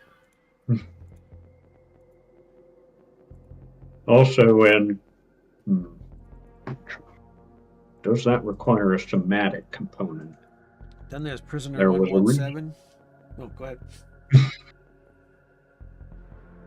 Is his name Sorry. John? No, we don't have names here. No. At 117. I think I missed something. That's Master Chief. Oh, in okay. Halo. Okay, message. Message does have a somatic component, darn.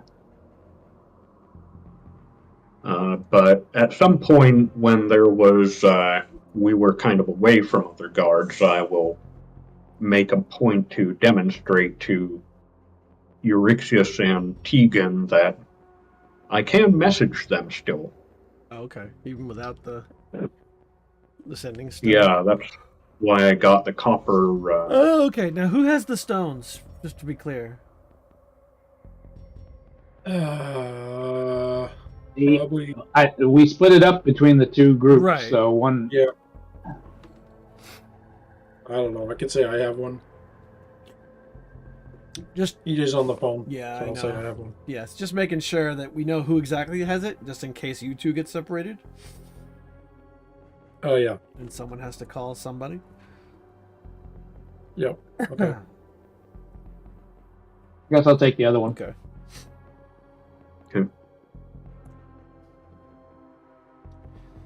So what about that prisoner 6? I've heard he's been here quite a while. Yeah. Looks quite About.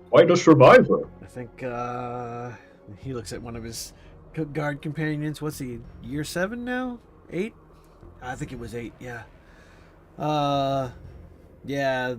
Every time he comes up for possible absolution, the council unanimously says no. I don't know what he did, but they say it was pretty bad, whatever it was. Yeah, I think he's serving out his whole life sentence.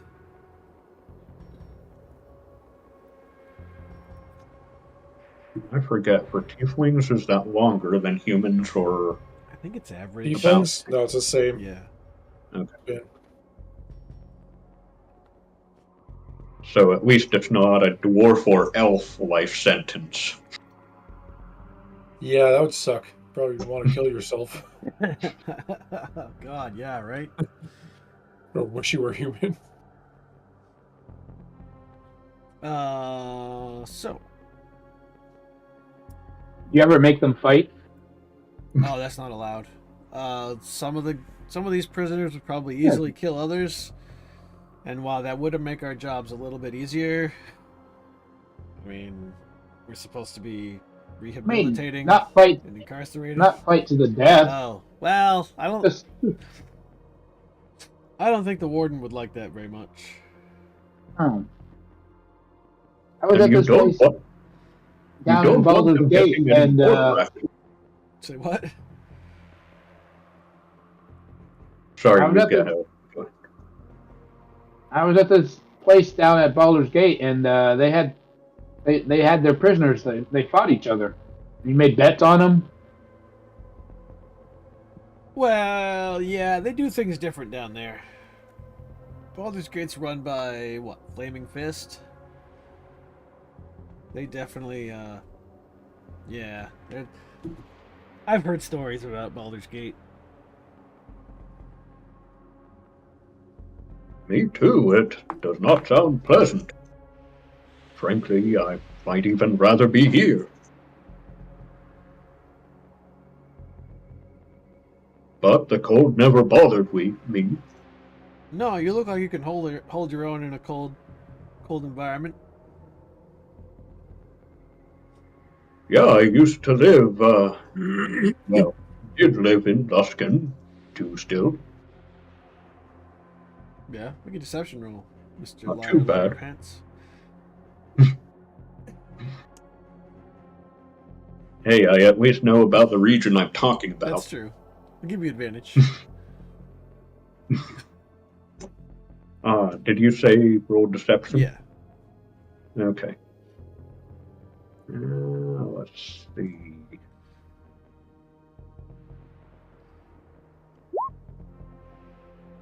Good thing you used yeah, I had your advantage. Yeah. Pointed that out. Wow. Yeah, he yeah. No. I'm up from Waterdeep myself. My friend here, he's from the Dale Lands.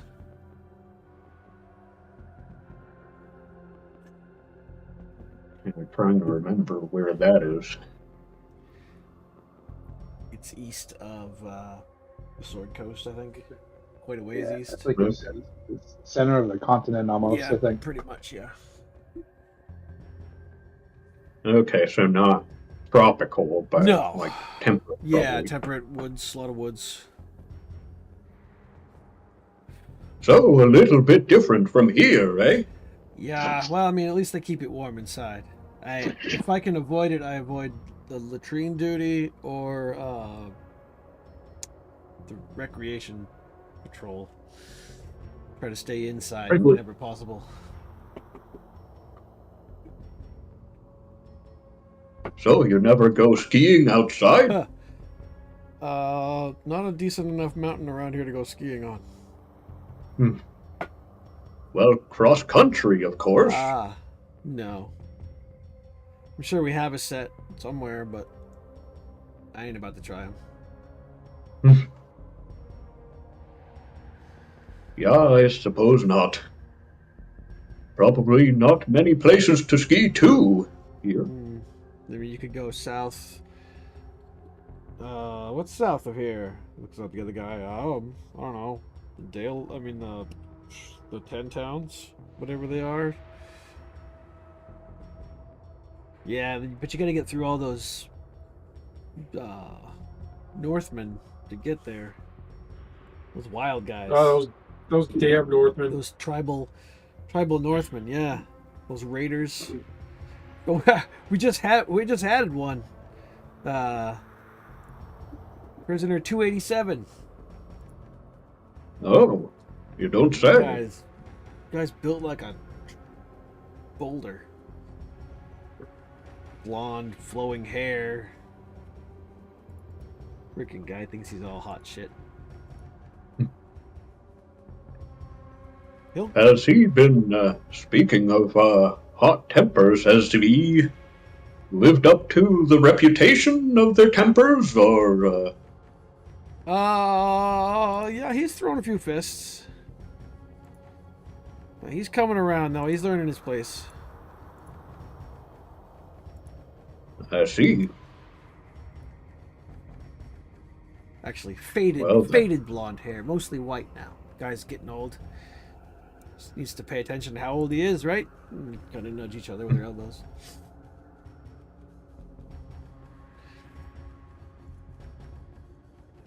Sooner or later, everybody comes around. Sometimes they get out.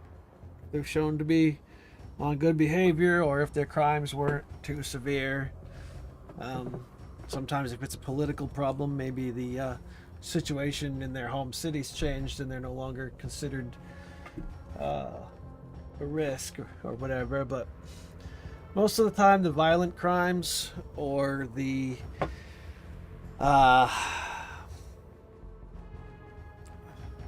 like, there's a couple espionage guys in here that pulled some pretty treasonous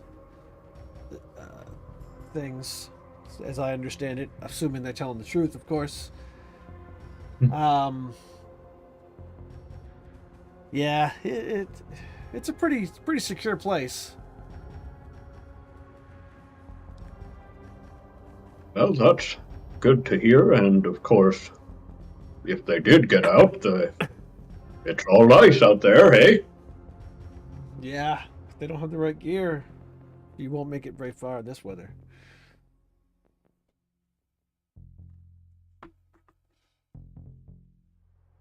Well, just to make sure to watch out for them, who are those espionage types? They sound sly. Yeah. Oh yeah. We got some slides in here. Again, prisoner 13, for example. Prisoner 6. Mm,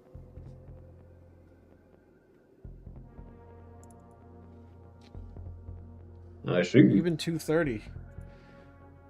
Little goblin. Mm, Don't let his look fool you.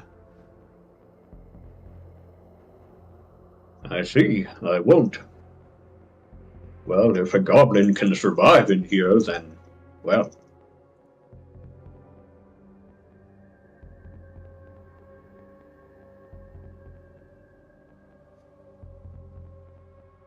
I don't know who she's on the phone with, but Bethany had to call. They want breakfast for dinner, and she's like, "You should totally give me eggs." I'm like, "Dude, I only have 5 left." you say, Bethany, I'm trying to play a game here. She knows. That's why she hung up.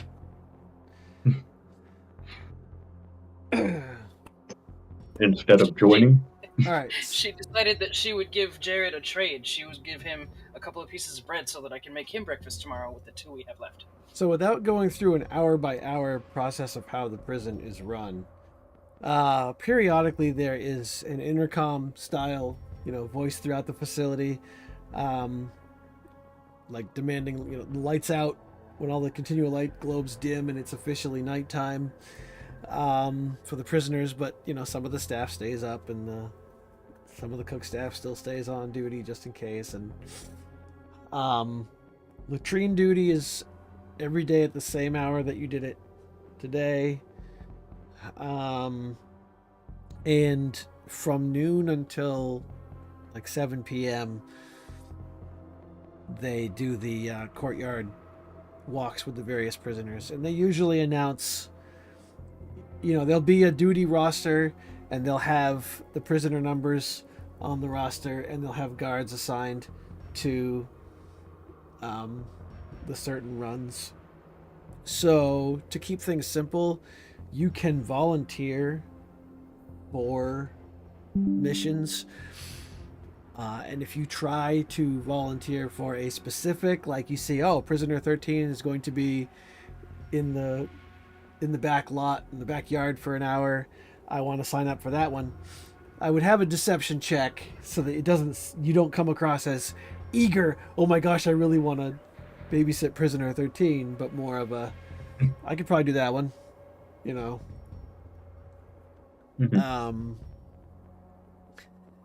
Same with the meal prep team. They don't give you a list of all the prisoners. It's more like, here are the plates all lined up, and here are the, like a little card on each one saying what that person gets for meals. And so you know ahead of time which meal is going to which person. And it's kind of the staff just grabs a plate, goes and fills that one out, and then hands it off to whichever guards are bringing the meals around. So you can relatively easily have access to any particular prisoner's meal. The trick is knowing which prisoner it's going to, and obviously 13 is easy. Right. I don't think we're supposed to. Like we can do prisoner 13 at one point, and then maybe if the guards find out what number what's his face is, then maybe we can do the same thing with his a few days later. We already found out. Okay, so I missed that when I was on the phone with her. Yep. 283 was it? 287. Okay. Gotcha. Thank you. Mhm. But we don't want to do it to them at the same time because that would be a little weird. But yeah. So during the times at work, at work and stuff, when I have a chance here and there, I want to like kind of make small talk with the other cooks and the boss, and like crack jokes and kind of make them all just kind of be generally friendly and pleasant with all of them. Yep. Just to kind of establish a rapport, Build a I rapport. guess. Give me a performance roll. Oh, okay. I was going to be kind of the caring one that tries to show a little bit of sympathy for maybe some of the inmates. Prisoners? Like, yeah, like what happened. Do they ever get rewarded? If there's a party going on, do the prisoners get to have at least a drink or two? As long as they're in their cells and can't act out on it, that sort of thing. Those sort of questions. Yeah, you get a general no on that one. They don't want the prisoners to have alcohol because they don't want them to potentially get more rowdy than usual, especially the ones who have abilities that the anti-magic field will not repress. The last thing you need is a belligerent dragonborn throwing fire breath at a passing guard or whatever. They Ooh, want, that sounds like they fun. want to minimize Kinda. injuries. Can we make that happen? Now, I mentioned this at the end of the last game, but I'll remind you again this time. Not that it's necessarily a game mechanic, but all your DCs are set at a specific level based on the alert level of the prison. So once you have done something that will, for any reason, put the prison on alert, the DCs of your tasks will go up. Mm-hmm. Mostly this applies to charisma tests to talk your way out of stuff. There's a reason why I said this is almost the perfect party for this adventure, because I think even Gunner has a pretty good chance of hitting the DCs provided you don't raise an alarm. Now, if it gets to the point where you're at like DEFCON 6 and the lights have turned red, good luck. Even with your... Well, a couple of you have beaten that DC frequently already. But even still, that's when Gunner suffers. That doesn't mean it's gonna last forever, man. Right. I think at level 6 it's like 20 or something. Because now the guards are hyper suspicious of that's pretty everything, high. right? But it takes a while to get there. Well, hopefully we don't get to that point, but Yeah. we'll see. So I got a 20 on my performance anyway. Yep, yeah, I saw it. And you have a pretty good time. Like, we get to a point where you've even got the cook staff kind of humming along to a tune together, almost like I mean, some of them are off key, but Tiny's enjoying it. Oh, I can sing. He's like I'll sing. tying Yeah, his let's pan go. along to the. All right. But yeah, the cook staff seems to be in pretty good spirits. No pun intended. That's because we don't deal with the prisoners. Right? Well, even most of the guards are relatively jovial.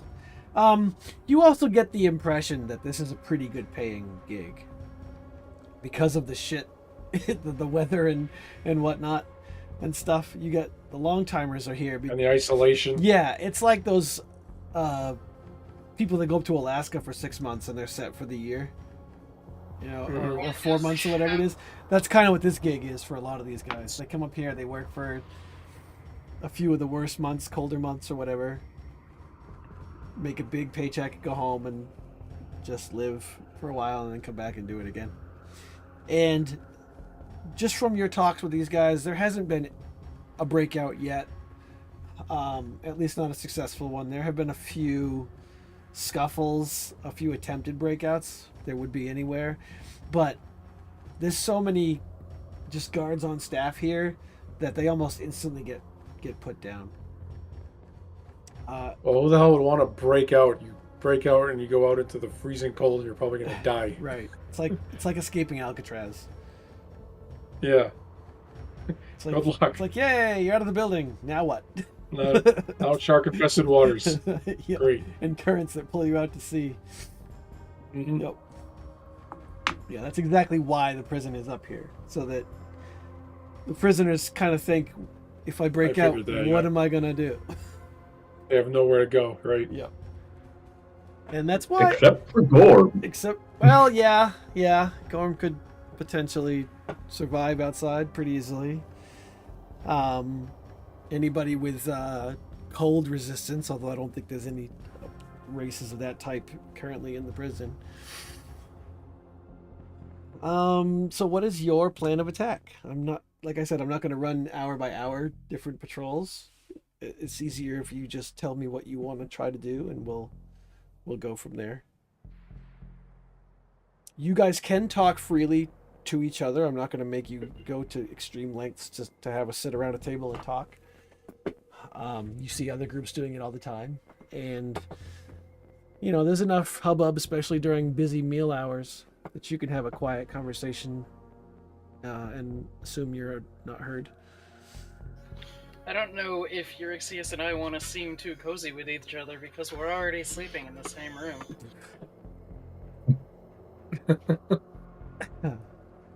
Well, then why not? Oh, the thoughts they would be thinking. Oh, no. I mean, Scandalous. you get the impression some of the guards are hooking up anyway, so. I would figure that. Oh, Isolated probably. like this, like, Yeah. of course they are. It's like the Olympic Village. Yeah, I've heard about that. There's a lot of sex happening That's in what I those hear. Olympic Well, places. here's the thing.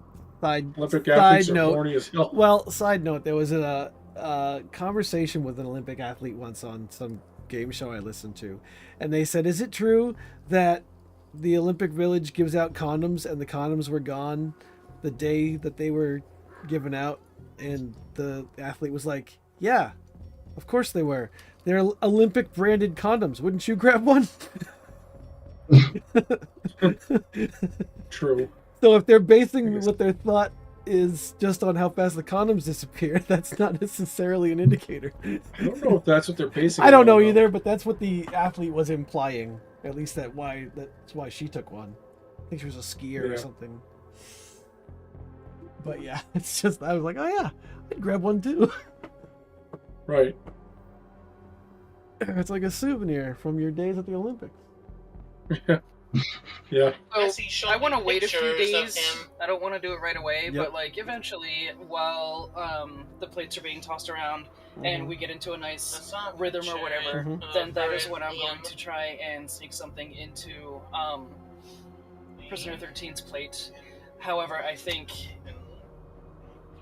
in the mess hall, like at night, I want to try She showed me a and second picture let the of team him, know that that's what's going to And his happen. Is hair that hey, looked more tomorrow like I'm going Eo. to Right. put the poison like in the an food, emo and Well, so that the guards know. right, because they're going to announce it over the intercom that prisoner whatever needs to be escorted to the infirmary. You'll assuming you let a few days go by so you can fall into a routine. Right? Is that a safe bet that you guys are not like Yeah, in a hurry? I would say so. Um, we want to kind of establish how things work and all that. Okay, so you do get a chance to glimpse Prisoner 13. Well, Go ahead. I do have another idea. We haven't really gotten to talk to the prisoner much. Perhaps first we should, I wonder how, though we could, I assume in the courtyard we're generally too far away to talk to them. Not When they're necessarily. I'm when sure they're you can in cruise around the courtyard. when they're in the courtyard, it depends on what the prisoner is doing, and it depends on which guards are out there, how much attention they're paying to the situation. Like, if you're just standing there having a conversation with the prisoner, it's going to look weird. Mhm. Unless you can come up with an excuse that a reason why you'd be talking to the guards. Okay, so it's not like we're all up on the guard tower and way away from them. We could be in the yard. Yeah. Yeah, talking Okay. to them in the Panopticon is going to be really hard. hmm Not impossible. And Like if you're the one delivering the meals. Again, Mhm. you can volunteer for these jobs. That's what I'm trying to get across is Yeah. if you want to do something, it's just a matter of, hey, I'd like to bring this meal to Prisoner 13, and I'll be like, okay, well, give me a deception roll to nonchalantly request that you bring that meal to that prisoner, whatever, you know.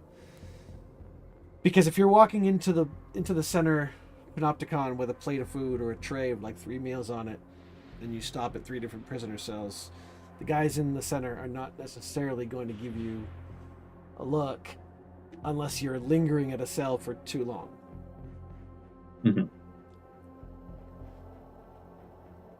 Anyway, perhaps we should gather more information and, well, perhaps we should, as you planers or Southlanders call it, Con 13. Perhaps try to get her to think we want in on her little operation. Learn about it.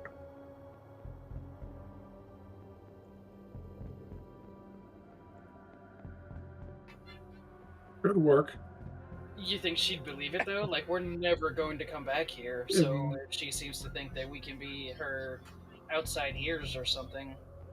I mean, in order to get the information we want, it would take a high level of trust. You know, it would probably take a while to build that kind of trust with her. You know? We're only here for a month. I don't think that wouldn't be long enough to gain somebody like her's trust.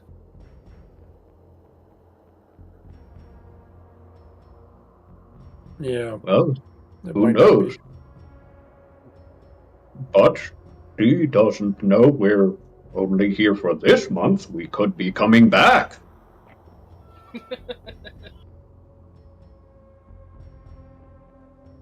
Right, but I'm saying we're not going to be here for another month, and the amount of trust we'd have to build with her, I don't know if we would have the time for that. I mean, it's not Right.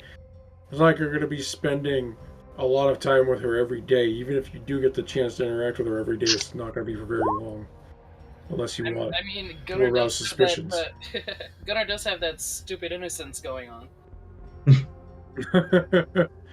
Yeah, he does. I mean, you can try it, but I wouldn't spend too long working on that because, you know, we got to get this done within a certain amount of time. True. Is this Well, our nightly dinner together conversation? Is that what this is? Yeah, this is the first day. This is your first conversation. Because I'm going to say on day 2, you guards are given the option. The opportunity practically falls on your lap to bring the meal to prisoner 13 or to prisoner 287. Ooh, dilemma. Because they're in separate sides of the hexagon, and so the meals are brought out in like quarters, and they're not in the same quarter. So, Well, our main choice is 13. 287 is just a different option, a secondary target. right, because basically the meals are going out at the same time, so you can either choose one or the other if you want to make an initial observation, make contact, whatever you want to do. I'll be right back. My blood sugar's getting low. Okay.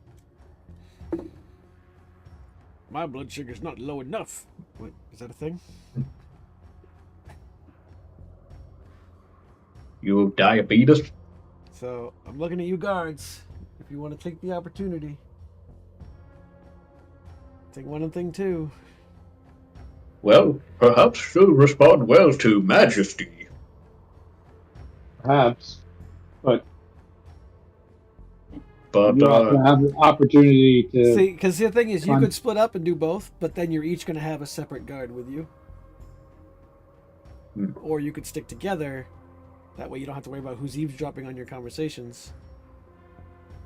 Also true. I mean, But, Majesty's cute, but she's old. well, you don't know how old she is. You haven't seen her yet. I'm just, guesstimating. Well, you'll see when you see a picture. Is that what you're doing, 13? I'd recommend that. Yep, All right. 13. All right. Go in there, call her a G-MILF, but So you got your tray, and you got your 3 numbers on it. You got 13, you got 274, and you got 240. And 240 is the first one up. So when you first walk around that first corner, you see a dragonborn with a glowing blue eye there, whatever random token I picked. And you slide the meal under, and the dragonborn kind of comes up to the cell, looks at you, and goes, I ain't seen you folk before. Yeah, just got here yesterday. Fresh off the boat, they say. You could say that. What are we having today?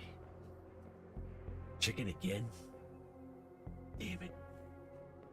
I was hoping for some halfling. And it licks its chops and kind of leers through the bars. With some nice Chianti. And then it just kind of takes its plate and goes to the back where the bunks are. And Do we have any halflings? And you go. Not we sure we have any here. No, you go to the next cell. The next cell's empty, and the next cell up after that, there's this gnomish-looking guy who does not have a pipe or a book, and just looks miserable. They wouldn't let him have and those. Just looks miserable. Actually, it's probably like a book. You know, you gotta have something to keep busy. Doesn't even look up as you slide the meal underneath. Now the doors are bars. There's not really a visible door. Are the cells or the prisoners labeled in any way? They have smocks, and the smocks have a number stitched into the upper right. All right. So you can see the number on them when you see them. So who's this guy? Very just sitting there. He's 274. He hasn't been there long. Very timid looking. Doesn't look up, and in fact, you see him kind of slyly look to see if you've gone yet before he gets up to take his food. Like he doesn't want to make it's eye the quiet contact ones you gotta worry about. or talk to you at all. Exactly. And then you get to the next door, and you see Prisoner 13.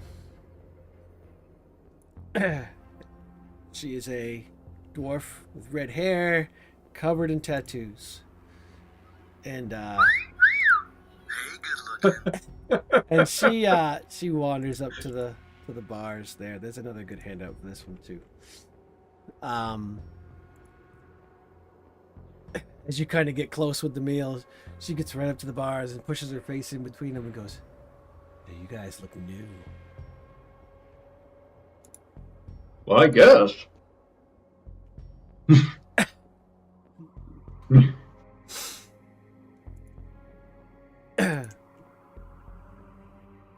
She kind of, you slide the plate her way, she'll take it.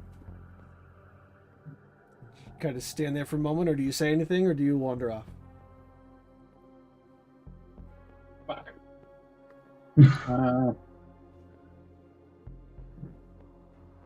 He doesn't pause. Mm-hmm. No, don't pause.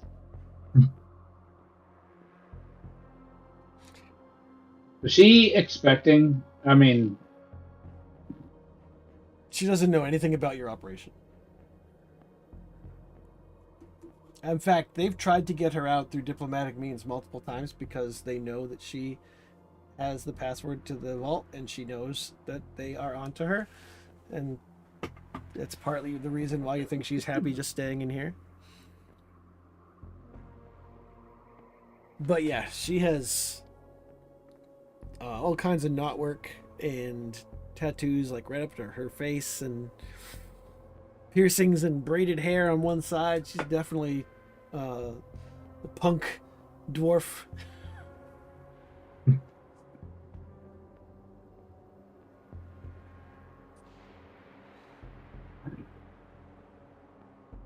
He catches you just kind of staring. She's like, "See something you like?"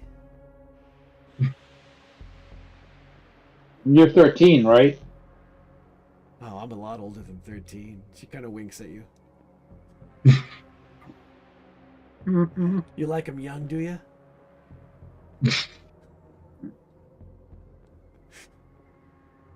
Not that you're ever gonna get the chance.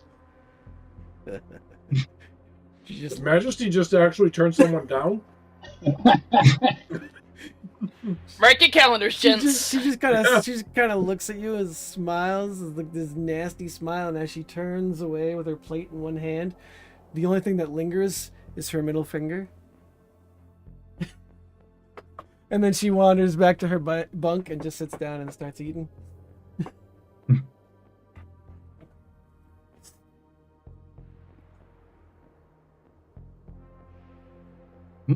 You're just standing at. Well, they made her sound a lot more violent than that, but Yeah. just sounds, well, you know, a little like you, yeah?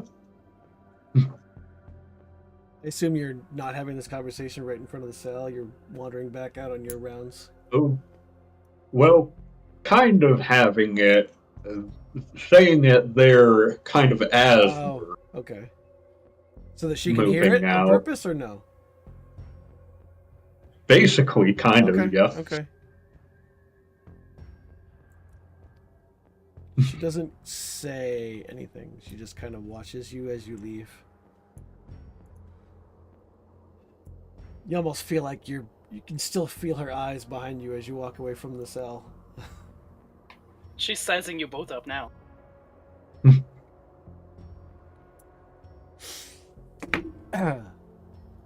I think she likes you. And as you head back toward the corridor, you can get a glimpse across the hallway to the other quarter, but you can't see into the cells very well. And you're not entirely sure where 287 is, but you think it's in the quarter just to the south of Prisoner 13's block. I say quarter because they're like, even though it's a six-sided shape, if you look at the map, there's 4 ways to come in. So it's like 4 different cell blocks. Mm-hmm. And which quarter is she in? She's in the upper right corner. It's on the map, Okay. actually, I think. Yeah, it is. Okay, because you didn't move us there, so... No, the sketch map, the plan map that Oh. you have. She's on that one. Oh, it is. Okay. Yeah. Yeah.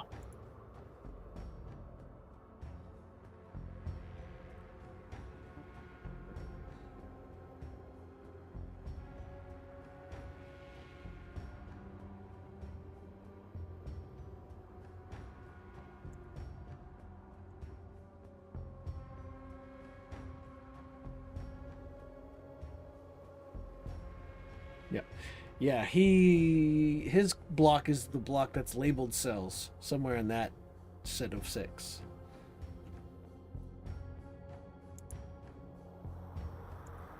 Right. Well, let's not cause too much of a scene this time.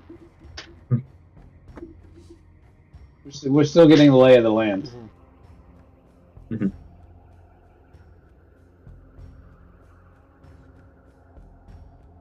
Perhaps next time.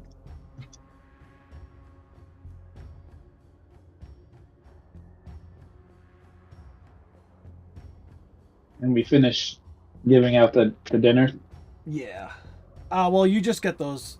Yeah, there's 2 more. There's another Dragonborn. Next cell up from 13's. It's this guy I here. don't like Dragonborn here. Whoops. Well, I was just picking random tokens from some of the other source material. And then the last one, you've got this halfling looking guy. And he kind of sizes you up too. He was supposed to go to that red dragonborn cell. Sizes. He's a halfling. Yeah, I did that on purpose. Sure I did. We'll go with that. Yep, sounds good to me. And then that's the end of your trays for this quadrant, and you head back to the kitchens, and by then you see the other guys who have been delivering meals to the other cells are also coming back. One of them has like mashed potatoes on the side of his face, so you get the impression there was something going on somewhere. Like, how was I supposed to know he doesn't like potatoes? Oh, which one was that? So I know to avoid that in the future. It's this goblin. What was his number? Hmm. 230. Is he the only goblin in here? As far as you know, or as far as I know, says the guy who asked. All right, avoid the goblin. What? It's free food.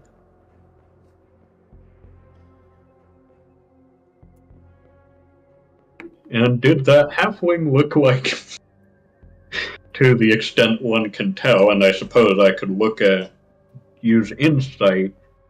Actually, generally, I might use insight if I can to kind of size up the each of the prisoners and kind of see what they seem to think of us and kind of my main question here was one of the halflings, one of the sly guys, but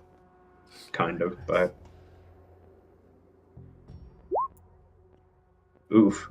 For some reason, I can picture that halfling doing cheesy pickup lines. Right? No, nobody familiar, and it's more like he was eyeing your food than anything that you were bringing to the table. You did get the idea that 13 recognized that you were new. Like maybe she, So did the dragonborn. The right, other dragonborn. right. And she was kind of sizing you up. But all right, so you go back to the kitchen, mess hall. You can rendezvous with your teammates.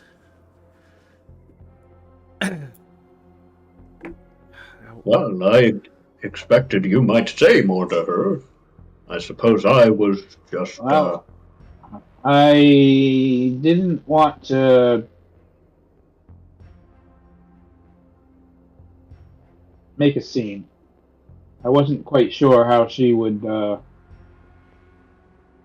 We haven't even came up with a plan on how we're gonna get the information from her.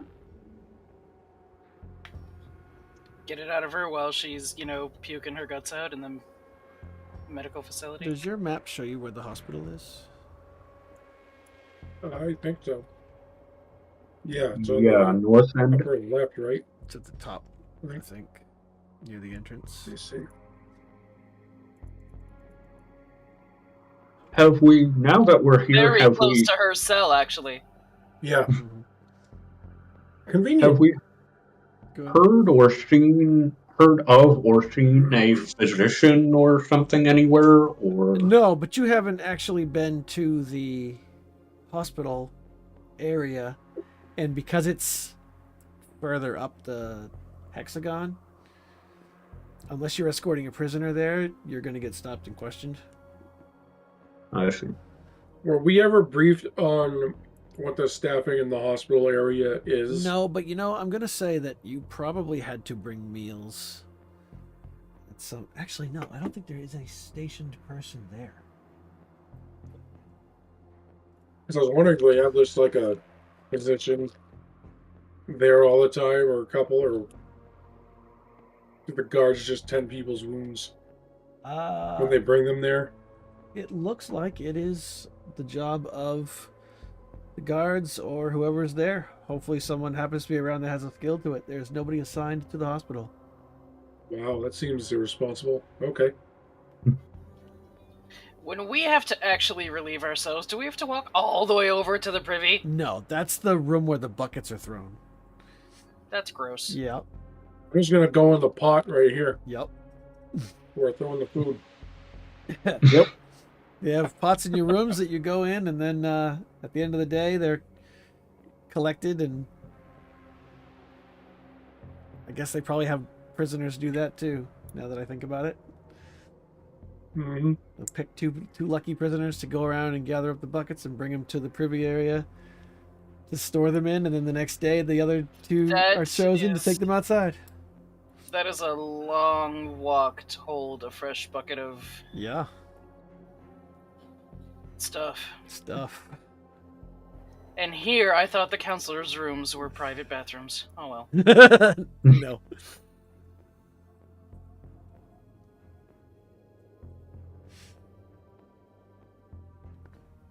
All right, so what do you want to try to do? Notice I said try to do. Learn how to pee off the roof of the tower? You just gotta disable that stupid lock on the hatch and climb up. They might freeze midstream. Now, when you sleep, the guards, you guys go back through the center chamber and back up to the barracks. So you actually go through the hexagon every night and go upstairs. But once you're up, you're ushered out of the barracks. There's no, like, hanging out. That's for sleeping purposes. And the I'm kind of stairs... glad my room is right off the kitchen. And the stairs go up past that, as you know. What you assume is the warden's quarters. I don't know if your map labels all that stuff. Mhm. It labels a lot, actually. Yeah.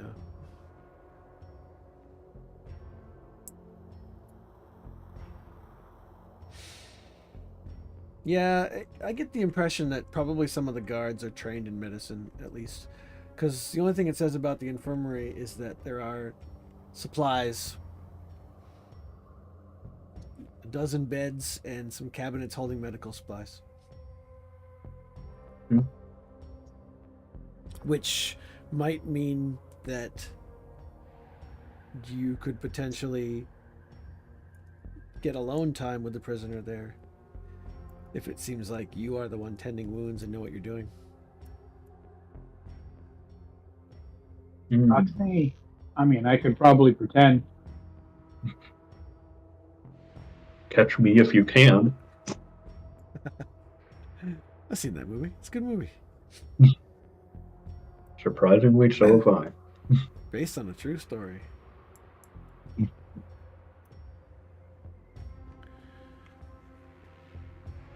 So we got to poison her, and then hopefully they take her to the hospital. That sounds like one of Yes. the plans. That's my plan. When do you think the next day will be that you will be able to bring her food to her? You get the impression that it's possible pretty much every day. You just have to be in the right place when they're making up the duty roster. But you know, if you're Duty. no, that's the privy duty. That was redundant. Yeah, as long as you're present when the roster's being drawn up, you can get your name assigned to a lot of different things, whether you want to be the outside duty or the food detail, or if you want to, I mean, they don't have a specific roster for medical. That's whoever happens to be close by at the time, kind of thing. Let's say when it happened once, one guy vomited in his cell at some point in the last 2 days. They make an all facility announcement: prisoner blank number requires medical assistance. And you know, I don't know, whoever responds, I guess, unless they yeah, realistically they'd probably call out a couple guard names. So maybe they do put a duty up during the day, so you would potentially have to, well, that wouldn't be a guaranteed job either. So you could be on food detail for that meal, and you could also potentially be on infirmary detail. But to get put on that, you'd have to at least convincingly convince Eula, I think her name was, that you have medical skills.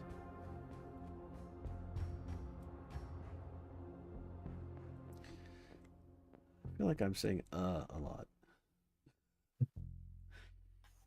That's a wisdom skill. It's not my forte. I feel like we could poison her, and she'd get sick, and we could persuade our way If she's into the hospital with her. Mhm. Yeah, you're gonna have to actually have the medical skill. Right, You have to right. But I'm saying like persuade other like people. like let's say the day you want to do the poisoning. So you sign yourselves up for, lunch meal detail or breakfast meal detail, and you also sign yourself up for the afternoon's emergency response page. Oh, so you would sign yourself up for that? Yeah, Because they're But- not. Nah. but in order- nobody's gonna get because sick it on the because same they day. wouldn't just announce nearest person to sell whatever, please go get. Whoever's available or Yeah, whatever. because then there might be nobody going. They would want somebody listed on the roster for the day. So, but in order for the guard to put you on that roster, you would have to convincingly say, well, I know CPR, I know how to do this and this and this. So with a good deception. Shouldn't that have been on the quote paperwork we filled out? Well, you didn't though. Yeah, but with a decent deception roll, you can reasonably convince, or medicine, if you were willing to risk it.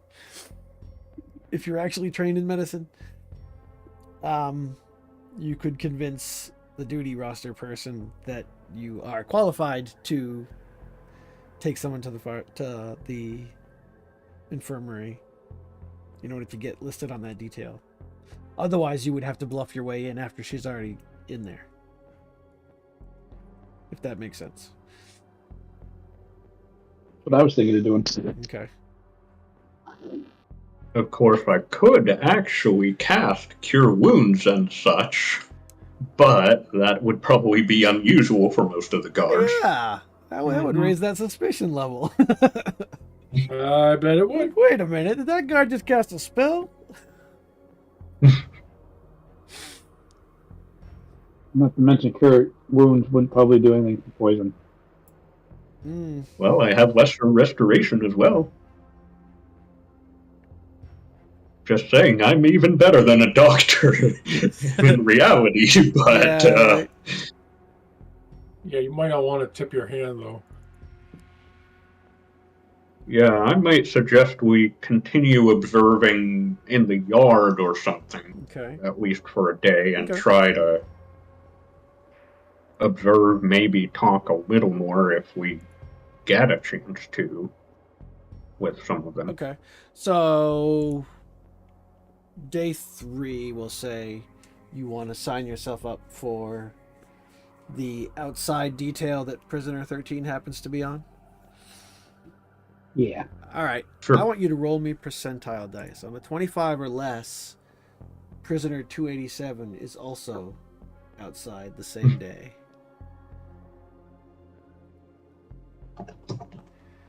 Chris one can of roll. us. Yeah, I was gonna say. Ooh, look what you did.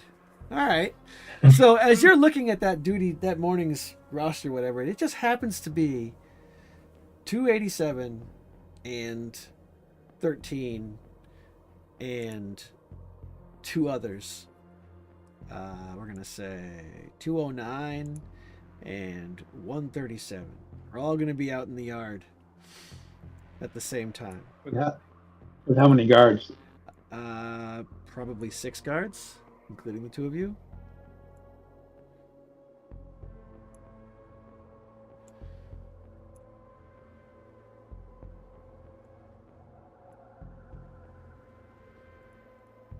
Okay.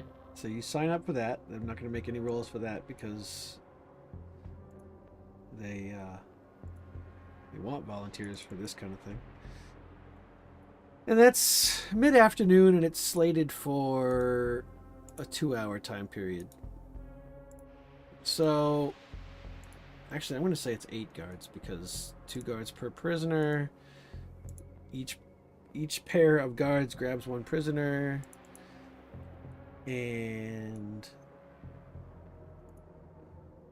do you want to be 13's detail to outside? Yes. Okay.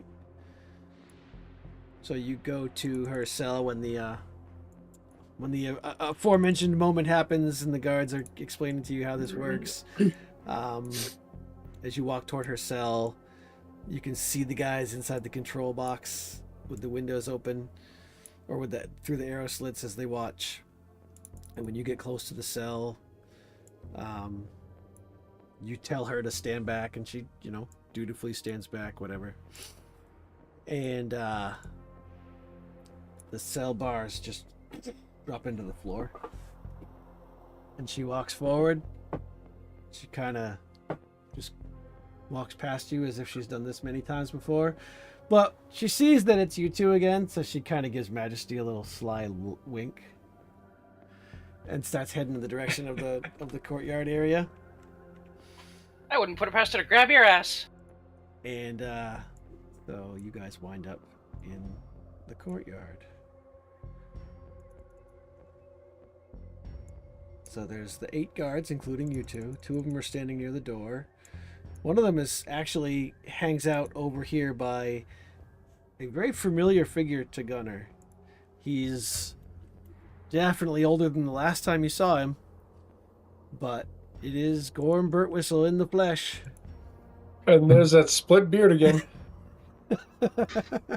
True, but this time it doesn't look like a butt on his chin. This one... It's a Northman thing, I guess. This one looks distinguished. It's not as noticeable, I guess. And Prisoner 13 kind of is wearing her coat kind of loosely on purpose, and goes off to the corner by herself kind of, and just does martial arts style katas, the poses, the Tai Chi versions, the very, very slow forms. But that's what she seems to want to spend her entire time out there, just kind of focusing. Although she will occasionally look toward you two, just to see. Who is this? This token. That's one of the guards. One of the guards. Yep. He stands in the middle there. There's 2 by the door. There's one next to Gunnar right now. It's Duke Ravengard. There's one talking to Gorm. Like I said, they seem to have... Maybe they go on breaks quite a bit. It seems okay for them to talk a little bit. As long as it, there's nothing hidden or secret. They're not, whispering to each other. They're just having a conversation out in the open. It's not, terribly distracting. And the 2 guards by the door are barely paying attention. They light up a pipe or something, because they're outside.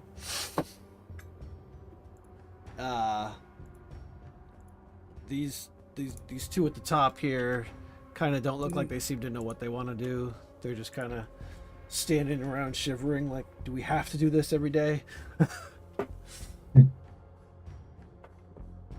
No way. Yeah, that second one looks a little angry. Then again, so did that first one.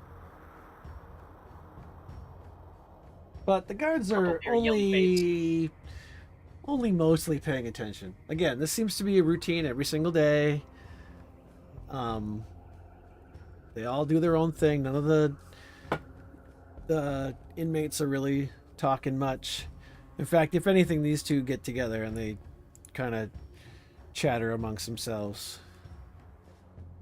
And this guard seems like he's listening, but only half. A word might come his way and he'll cock his head for a second and then go back to twiddling his thumbs or whatever guards are doing outside. Well, Gunnar, being disguised, I assume, will... roll? Make a disguise kit roll. What are you doing specifically? Just making yourself not look like Gunnar? Doesn't he have the hat or something? Oh, if he has the hat. Okay, yeah. If you have the hat, you can just be whatever you want to look like. Okay. Yeah, so... Yeah, just not Gunnar this whole time. Okay, so you've just been keeping up this same slightly altered facade.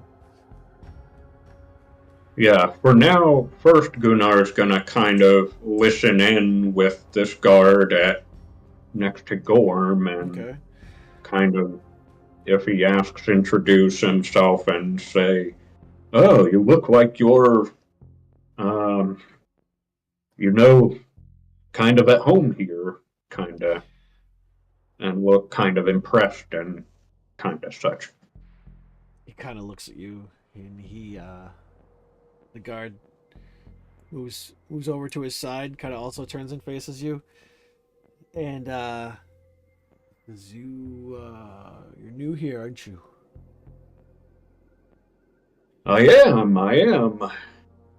How are you taking to our balmy climate? Do you like it? Oh, it's not so bad.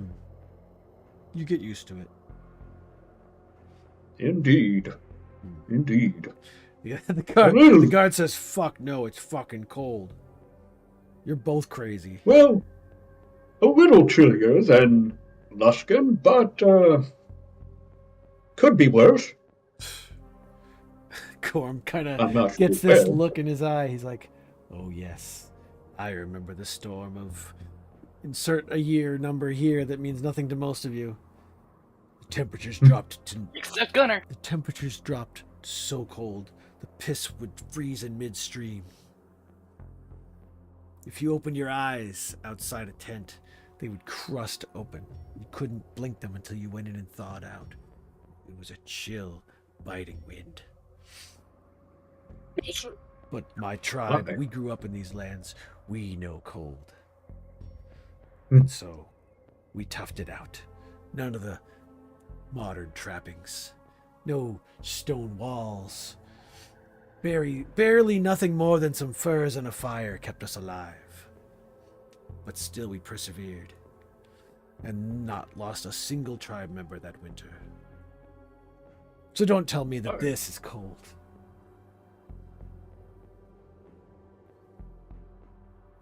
Well, cold is all a matter of perspective. Pretty wise. As long as you don't lose your limbs to it.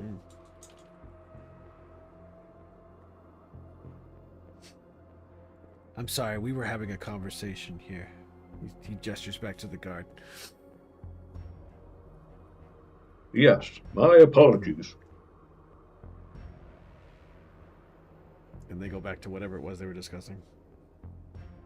It doesn't sound too innocuous or whatever. I mean, it sounds innocuous when what you catch for snippets of it. It just sounds like, it's actually more weather type discussions and like tribe stuff. Like the guard seems to be interested in, what he did, how he did this raid and stuff like that. And he's proud of what he did, so he's bragging, kind of, sort of. You know, we struck from the high ground in the sun where they couldn't see us. Okay, yeah, Almost like he's giving tactics advice to an old veteran soldier kind of thing. Gunnar's gonna kind of listen in from a distance. Okay. Yeah, I mean, some of the stories that he tells sound like some of the stories that you've heard from when you lived at home. And he's aged a few years. You've been gone for what, 5 years maybe at most, not too terribly long. He's definitely gone more gray than when you saw him last.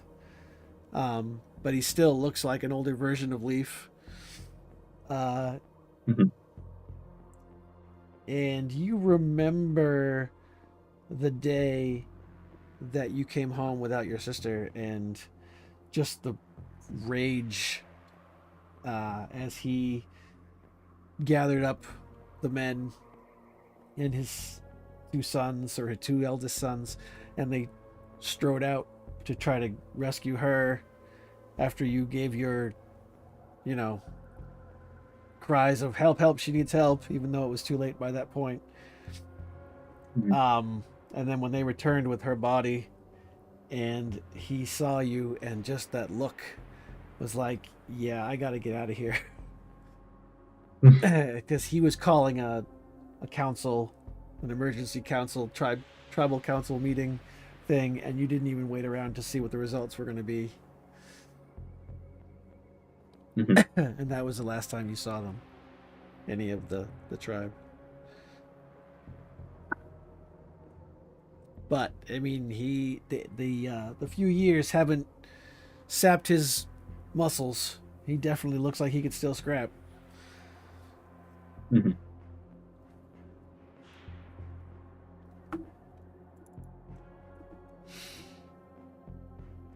Well, meanwhile, at some point,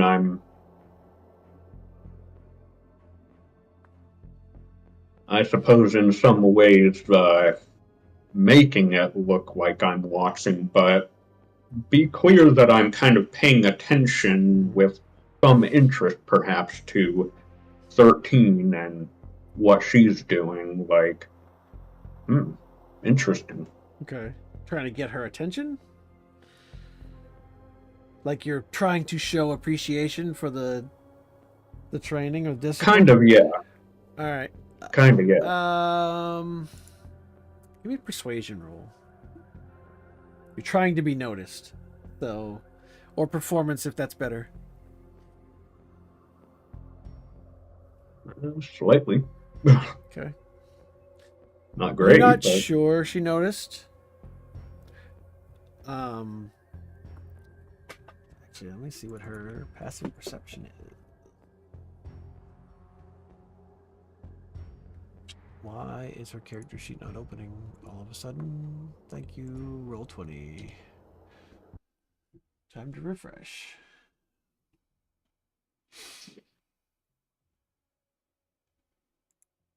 Does it reset the music for you guys when I refresh? I think so. Yeah, that's No. good because this music is nice and. It sounds to me like it's kind of on repeat anyway. It is, but it's like when I refresh, the music stops for me. So Yeah, not for us. I might have to restart it anyway because I like it and I want to hear it. Oh, come on. Oh, it just got louder. Yeah. But I can't hear it. Well, that sucks. Anyway. Yeah, you don't know if she noticed or not. If she did, she's very good at hiding it.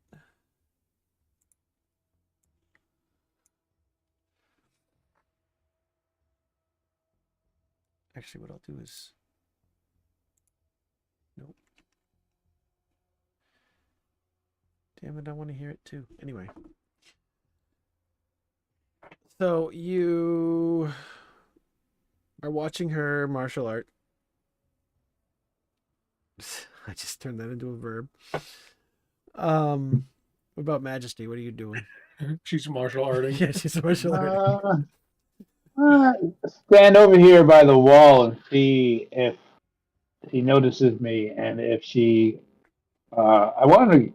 I don't like how close she is to that guard, so I want to see if she moves towards me, or Okay. I'm not going to move towards her. Right.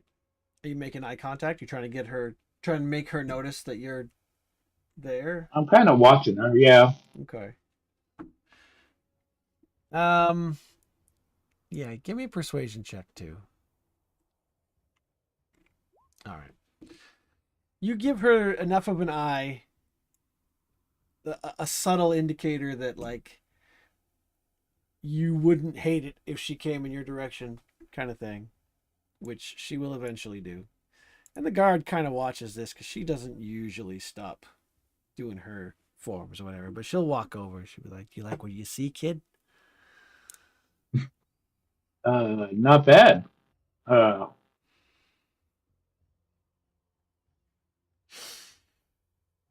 had to take out these robes a little bit.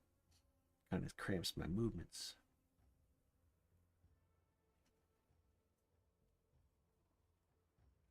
It's cold out here.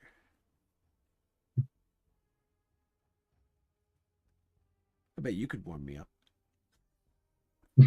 I bet I could, but Uh, yeah, I don't think they're gonna let a guard fraternize with the prisoner. Nah, they won't. Depending on making this a regular well, arrangements tour could of be made. duty. You're making this a regular job for yourself?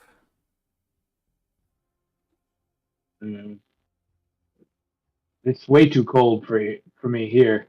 Yeah, just getting that one big score. Trust me, I know all about big Maybe. scores. Yeah. Big things. What are you in here? What are you in here for? She starts cackling. Ah. You don't need to know. You're right. I don't need to know, but I'm curious. Well, have anyone ever told you that curiosity gets one killed?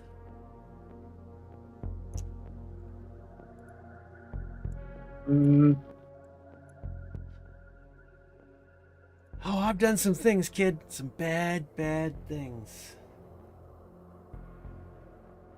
The satisfaction brought it back. Isn't that the end of the... Oh, hey, it's him. It's that big guy.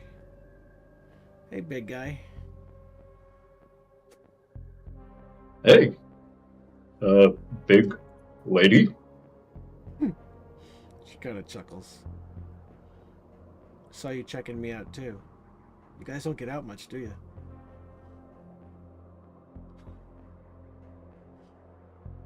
Well, perhaps not. No. Him more than me, perhaps, but, Has anyone told you talk a lot? well,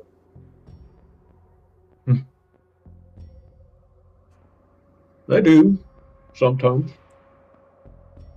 She kind of drops into a pose again. She's like, sometimes it's better to just take everything in. That's what she said. Does a couple more forms, a little sudden kick, bringing her foot dangerously close to Majesty's face, and this guard comes over and is like, hey, watch it. She kind of stops and holds her hands up. She's like, just being playful. Everything's fine. I look at the other guard, and I'm like, don't worry. You know, I'm not gonna say it, but I'm gonna make a look like, don't worry, I've got this. It's under control. Okay. It's under control. He gives you like a raised eyebrow to make sure, and then he steps back over to where he was. But now he's like watching this side of the courtyard a little bit closer than he was. She turns back so that her back is to him. Well, I would have said there's not much else to do but talk here, but you make a point. There is practice, exercise. Gotta stay in shape, even in here. Indeed. Say, when was the last time they brought out the target dummies? I say to Majesty. Target dummies. I wouldn't know. We haven't been here that long.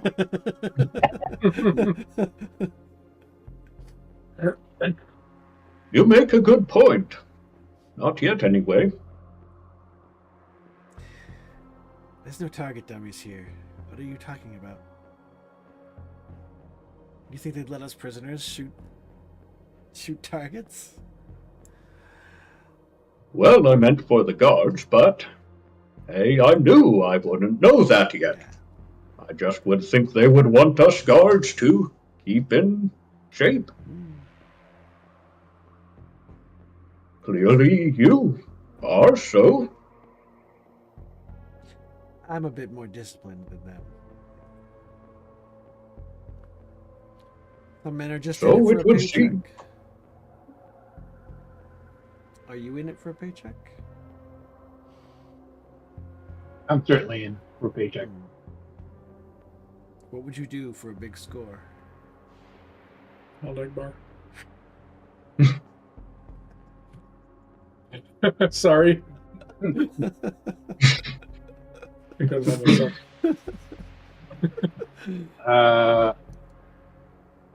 All right, so this is what I want to do. Uh-huh. I want to play coy and I want to play dumb. Okay. Like, he's feeding into my greed. Mm-hmm. And like, you know, I'm kind of looking for a score. Oh yeah. Make a performance roll or persuasion, actually, or deception. You pick any one of those three, because you're kind of doing all of those. Okay. Okay. She says, "You know what I'm in here for, right? You seem to know a lot." No, but you told me that I would die if I found out. Listen, I'll tell you this. You think you're a smart kid? Think you got some skills? No, Gunner over there, he's the smart kid. Oh, I, maybe I should be talking to him. I don't say, God damn it, I don't say Gunner. Okay. I'll give it to you this time. Make a deception roll. You over there, he's the smart kid. Yeah, maybe I should be talking to him then. Oh, You guys want to make a score? well, I didn't think I was here just. I suppose a score is nice. Why? What is it exactly you're thinking? Could get you 100 gold when you get back to the mainland. Well, I mean, technically this is the mainland, but when you get back down south, if you break into the warden's office, steal her ledger, bring it to me.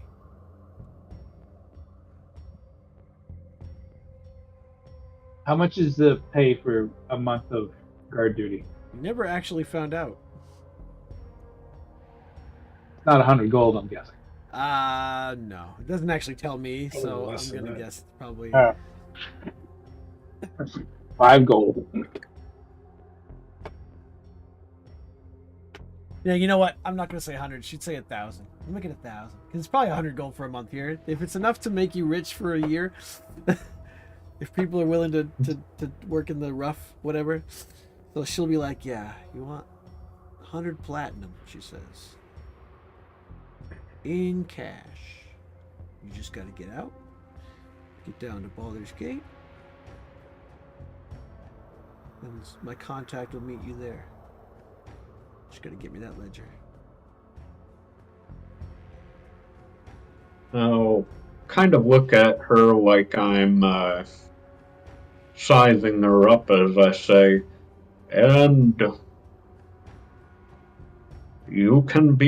I can be sure that you have that available. She just like barely conceals this huge grin, like she's just like, oh, honey, I've got so much money. I want insight Sure. to see if she's playing a trick on us. Okay. What you see is what you get. If she's lying, she's real good at it. She's better than 13 good at it. And if she's telling the truth, she's telling the truth straight up. And if you wonder why would she just suddenly trust a random guard telling them that she wants me to steal the ledger, what are they going to do? She's already in jail.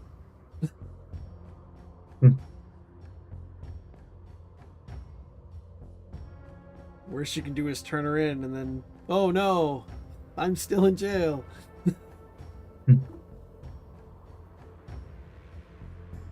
Well, I hear this warden is a mage of sorts. You really think that any of the guards would be able to do that? She just smiles. She says, "That's not my problem. You can either do it or you can't. You get paid or you don't. I'm still in my cell either way."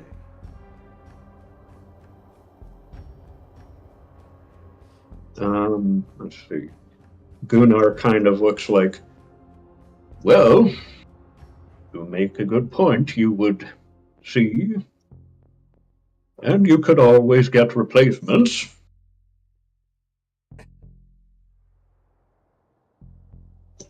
I got cash, kids. Don't you worry. If you get cash, what are you doing in here? laying low.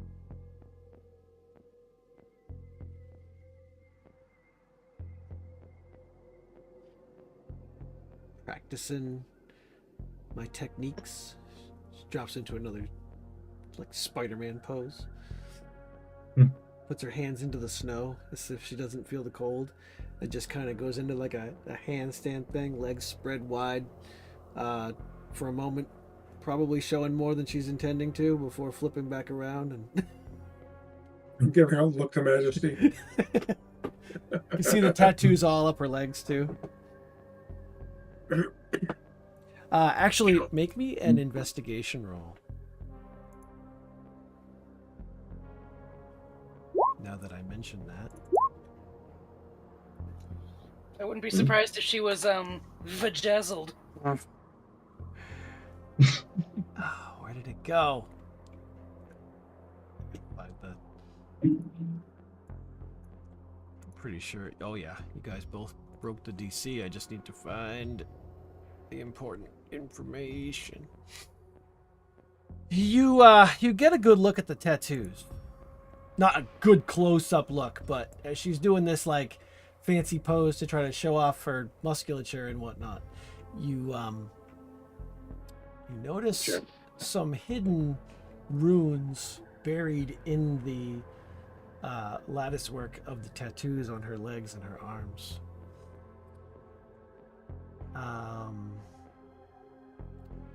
Find it.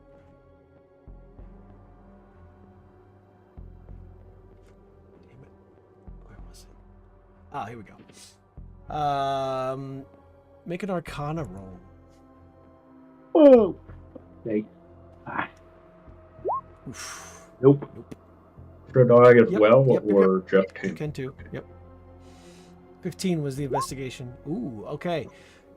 Gunnar, you recognize at least one of those runes has something to do with telepathy. Okay. Like distance telepathy, like it's in the same kind of magical school as your ascending spell. Okay. Or the sending stone. Ascending stones, yeah, it's very similar. So very long range then. Okay.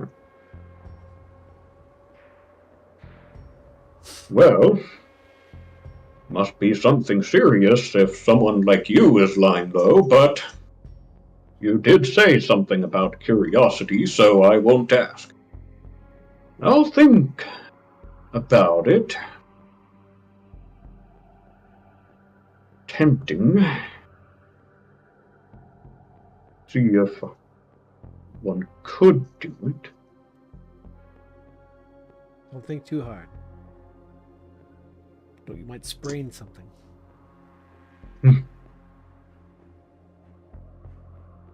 Perhaps, but something like this would need quite some thought. Who then would one take this to? The ledger? Take it to me. Ah, You don't I see. You don't have to go far with it. I only need a few hours. Surely the warden will Gotcha. figure out I have it and take it away.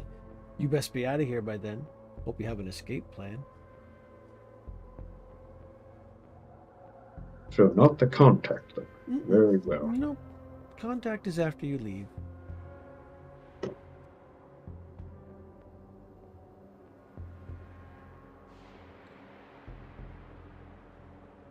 I like young, impressionable minds, she says. We'll think about it and get back to you. You know where to find me. I'm not going anywhere. And I kind of come over to Gunnar and kind of passively push him in the other direction. Okay.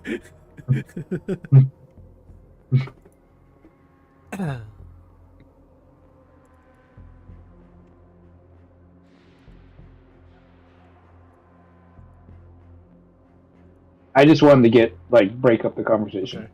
She goes back to doing her I- practice.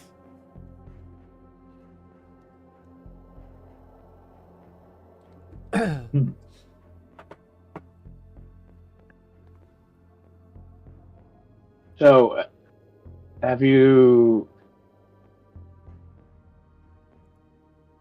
thought about your little mission? Well, yes, but I figured that was step 2, since we would probably be leaving after that. You have to get him out, right? Yeah.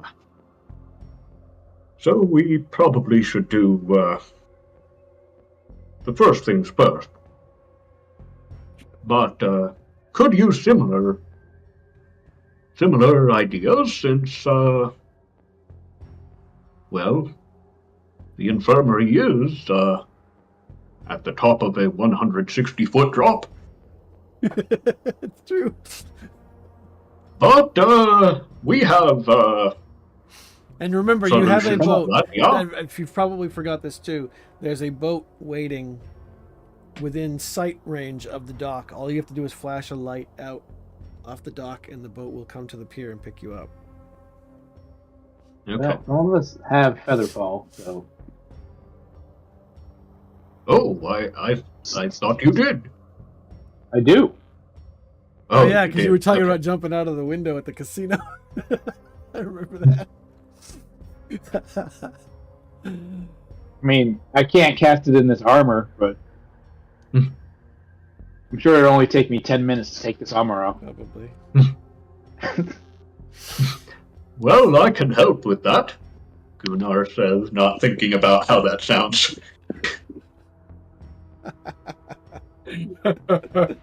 Ah, you sly dog.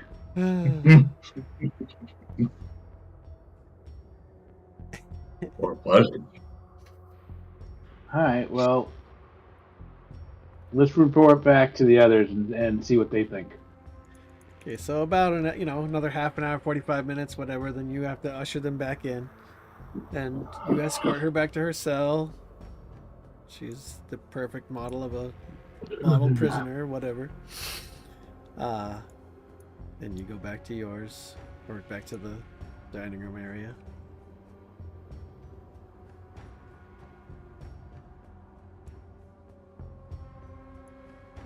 And when we get the other two away from others, fill them in that she wants us to steal the ledger. Okay. And I'll add when we're kind of out of earshot. Also, she has some runes in her skin. She can do sending. Or something like that. Obviously not. I think Obviously not from inside Right. her cell. Ah, right. That must be how she's controlling her whole network of, her whole underworld. She can do it from like this far away. I don't know. How does sending work? It's across Planes, I think. planes. Yeah. Oh, then yeah. Definitely. Yeah, you got the impression, Gunnar, that wasn't the only spell worked into her tattoos. Like, there's lots of stuff hidden. You just didn't get enough of a look, and she moves around a lot. But everywhere that you saw skin, there was a tattoo, pretty much. Like, even on her face, neck, all the way up. Apparently, if it's a different plane, there's a 5% chance that the message doesn't arrive. As far as you know, her criminal organization doesn't go across plane. As far as you know. Most don't. But she wants us to steal a ledger. Now, keep in mind, she wants you to steal the ledger in exchange for 1,000 gold. There has not been any discussion yet about this password or any of the stuff that she knows that you're actually here for. But I mean, I don't see any reason why we can't double dip. Steal the ledger to get the gold. do what we came Well, here you, to do. you also have no idea what the reward is, percentage of the treasure vault. Because you We could can trade. presume Yeah. that 1,000 gold is coming from that treasure vault that you're trying to help them find. Yeah, it might be more than what we're being offered for all we know. Right. Well, the question is, what is in that ledger that she wants? Maybe. Yeah, Or we could trade the ledger for the password or whatever. Ooh, I hadn't thought of that. That's a good idea. I do have another idea. We do have. Now I'm sounding Sean Connery-ish. Well, it's like a James Bond thing. Crap says what cops do to thieves. A penis white yacht. Actually, it wasn't even him, but okay. Well, we do have some leverage now that we know about how she does this control. You see, if we were to tell the warden or threaten to tell the warden, perhaps we could get that information out of her.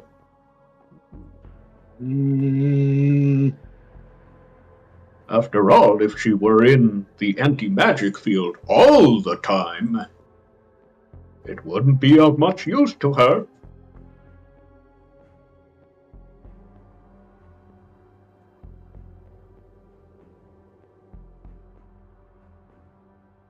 I'm not sure I like that idea. Really, all she has to do is memorize the names that she wants or whatever in the ledger, and then once she gets that outside time, then she can send. Because she doesn't need stones. I mean, if we tell the warden so that she was in anti-magic fields all the time and not let out into the courtyard, well, that would prevent all of her operations from working. The warden might not be aware of her operation. And the warden probably thinks she's a model prisoner. Right. Yeah, you can presume that nobody knows that she's operating it from in here. They've probably been told because the dwarves have supposedly exhausted every diplomatic resource they have to try to get her out of here. So you can presume there's been, well, she's running a criminal organization from inside your prison. Oh, how could she? Yeah, she'll, like she said about if she gets caught with the ledger, she's already in prison. What are they gonna do? Yeah, get you in trouble, or get her whole guard staff in trouble probably, as they try to weed out who took it.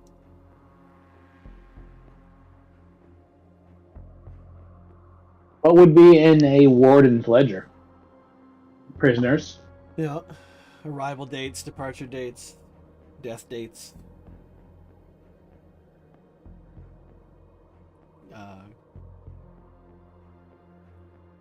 You presume maybe even shipping details, manifests of employees coming and going. Can't really imagine too much more than that.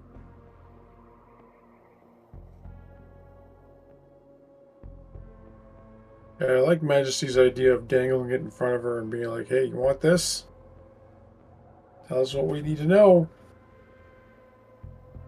Maybe she'll go for it, maybe she won't, though, but... Well, that's... I somewhat doubt she would. She's willing to part with 1,000 gold because she has who knows how much, but if she lost that... Yeah, she might not.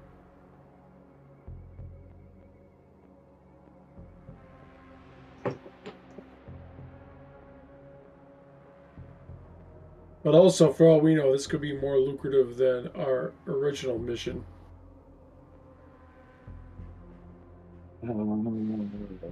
Are we really here for the money? Maybe. That won't make our handler happy. Yeah, and you stand to get like magic items and stuff from the Golden Vault if you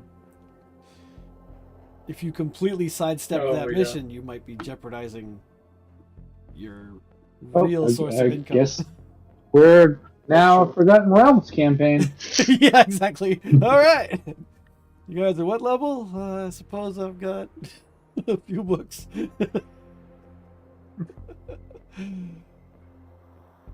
Well, I guess its acquisitions are incorporated now.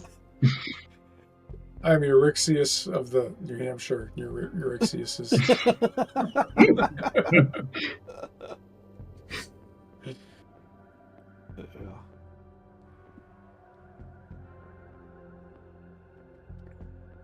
If you want, we can call it here, and that gives you hopefully 2 weeks, if I can get next Thursday, the next Thursday off, to actually enact a plan. I don't know how late Brian can Okay. play, so, and Jamie's tired, I think. I'm tired, but I'm I'm off always tomorrow. tired. What? Do you think if we tell the warden, she'll give us, like, not the ledger, but, like, a fake ledger so that we can try and get information out of 13? Well, first of all, the problem is the warden knows that the dwarves want to get her out of here. She's been told what they want. So she doesn't seem too terribly willing to help with this whole find the password thing. So if you came clean, hi, we're an infiltration team looking to get this information, you'd probably not get a warm reception. What do you think the gold piece value would be of the warden's ledger? Like, as a book, or just Yeah, what the data as a book. inside is worth?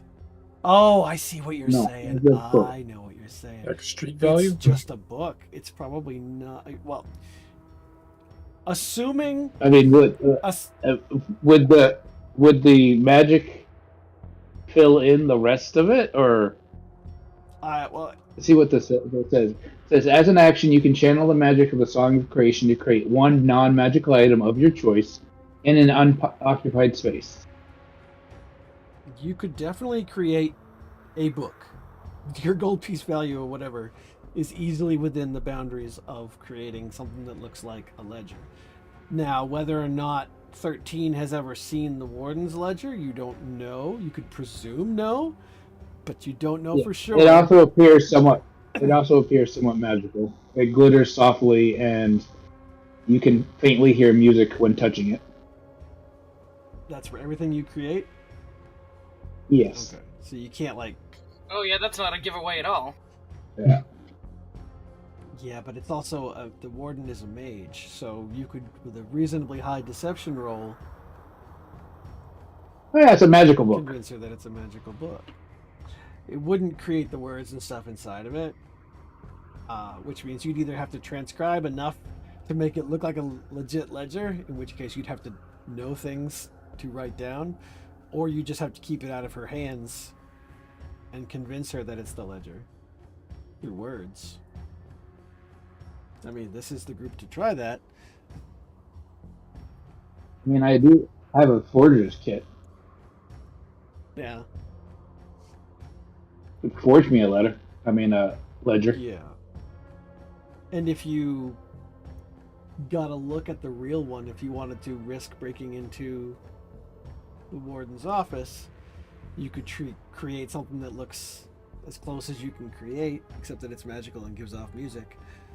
But at that point, why not just steal the real ledger if you're in there?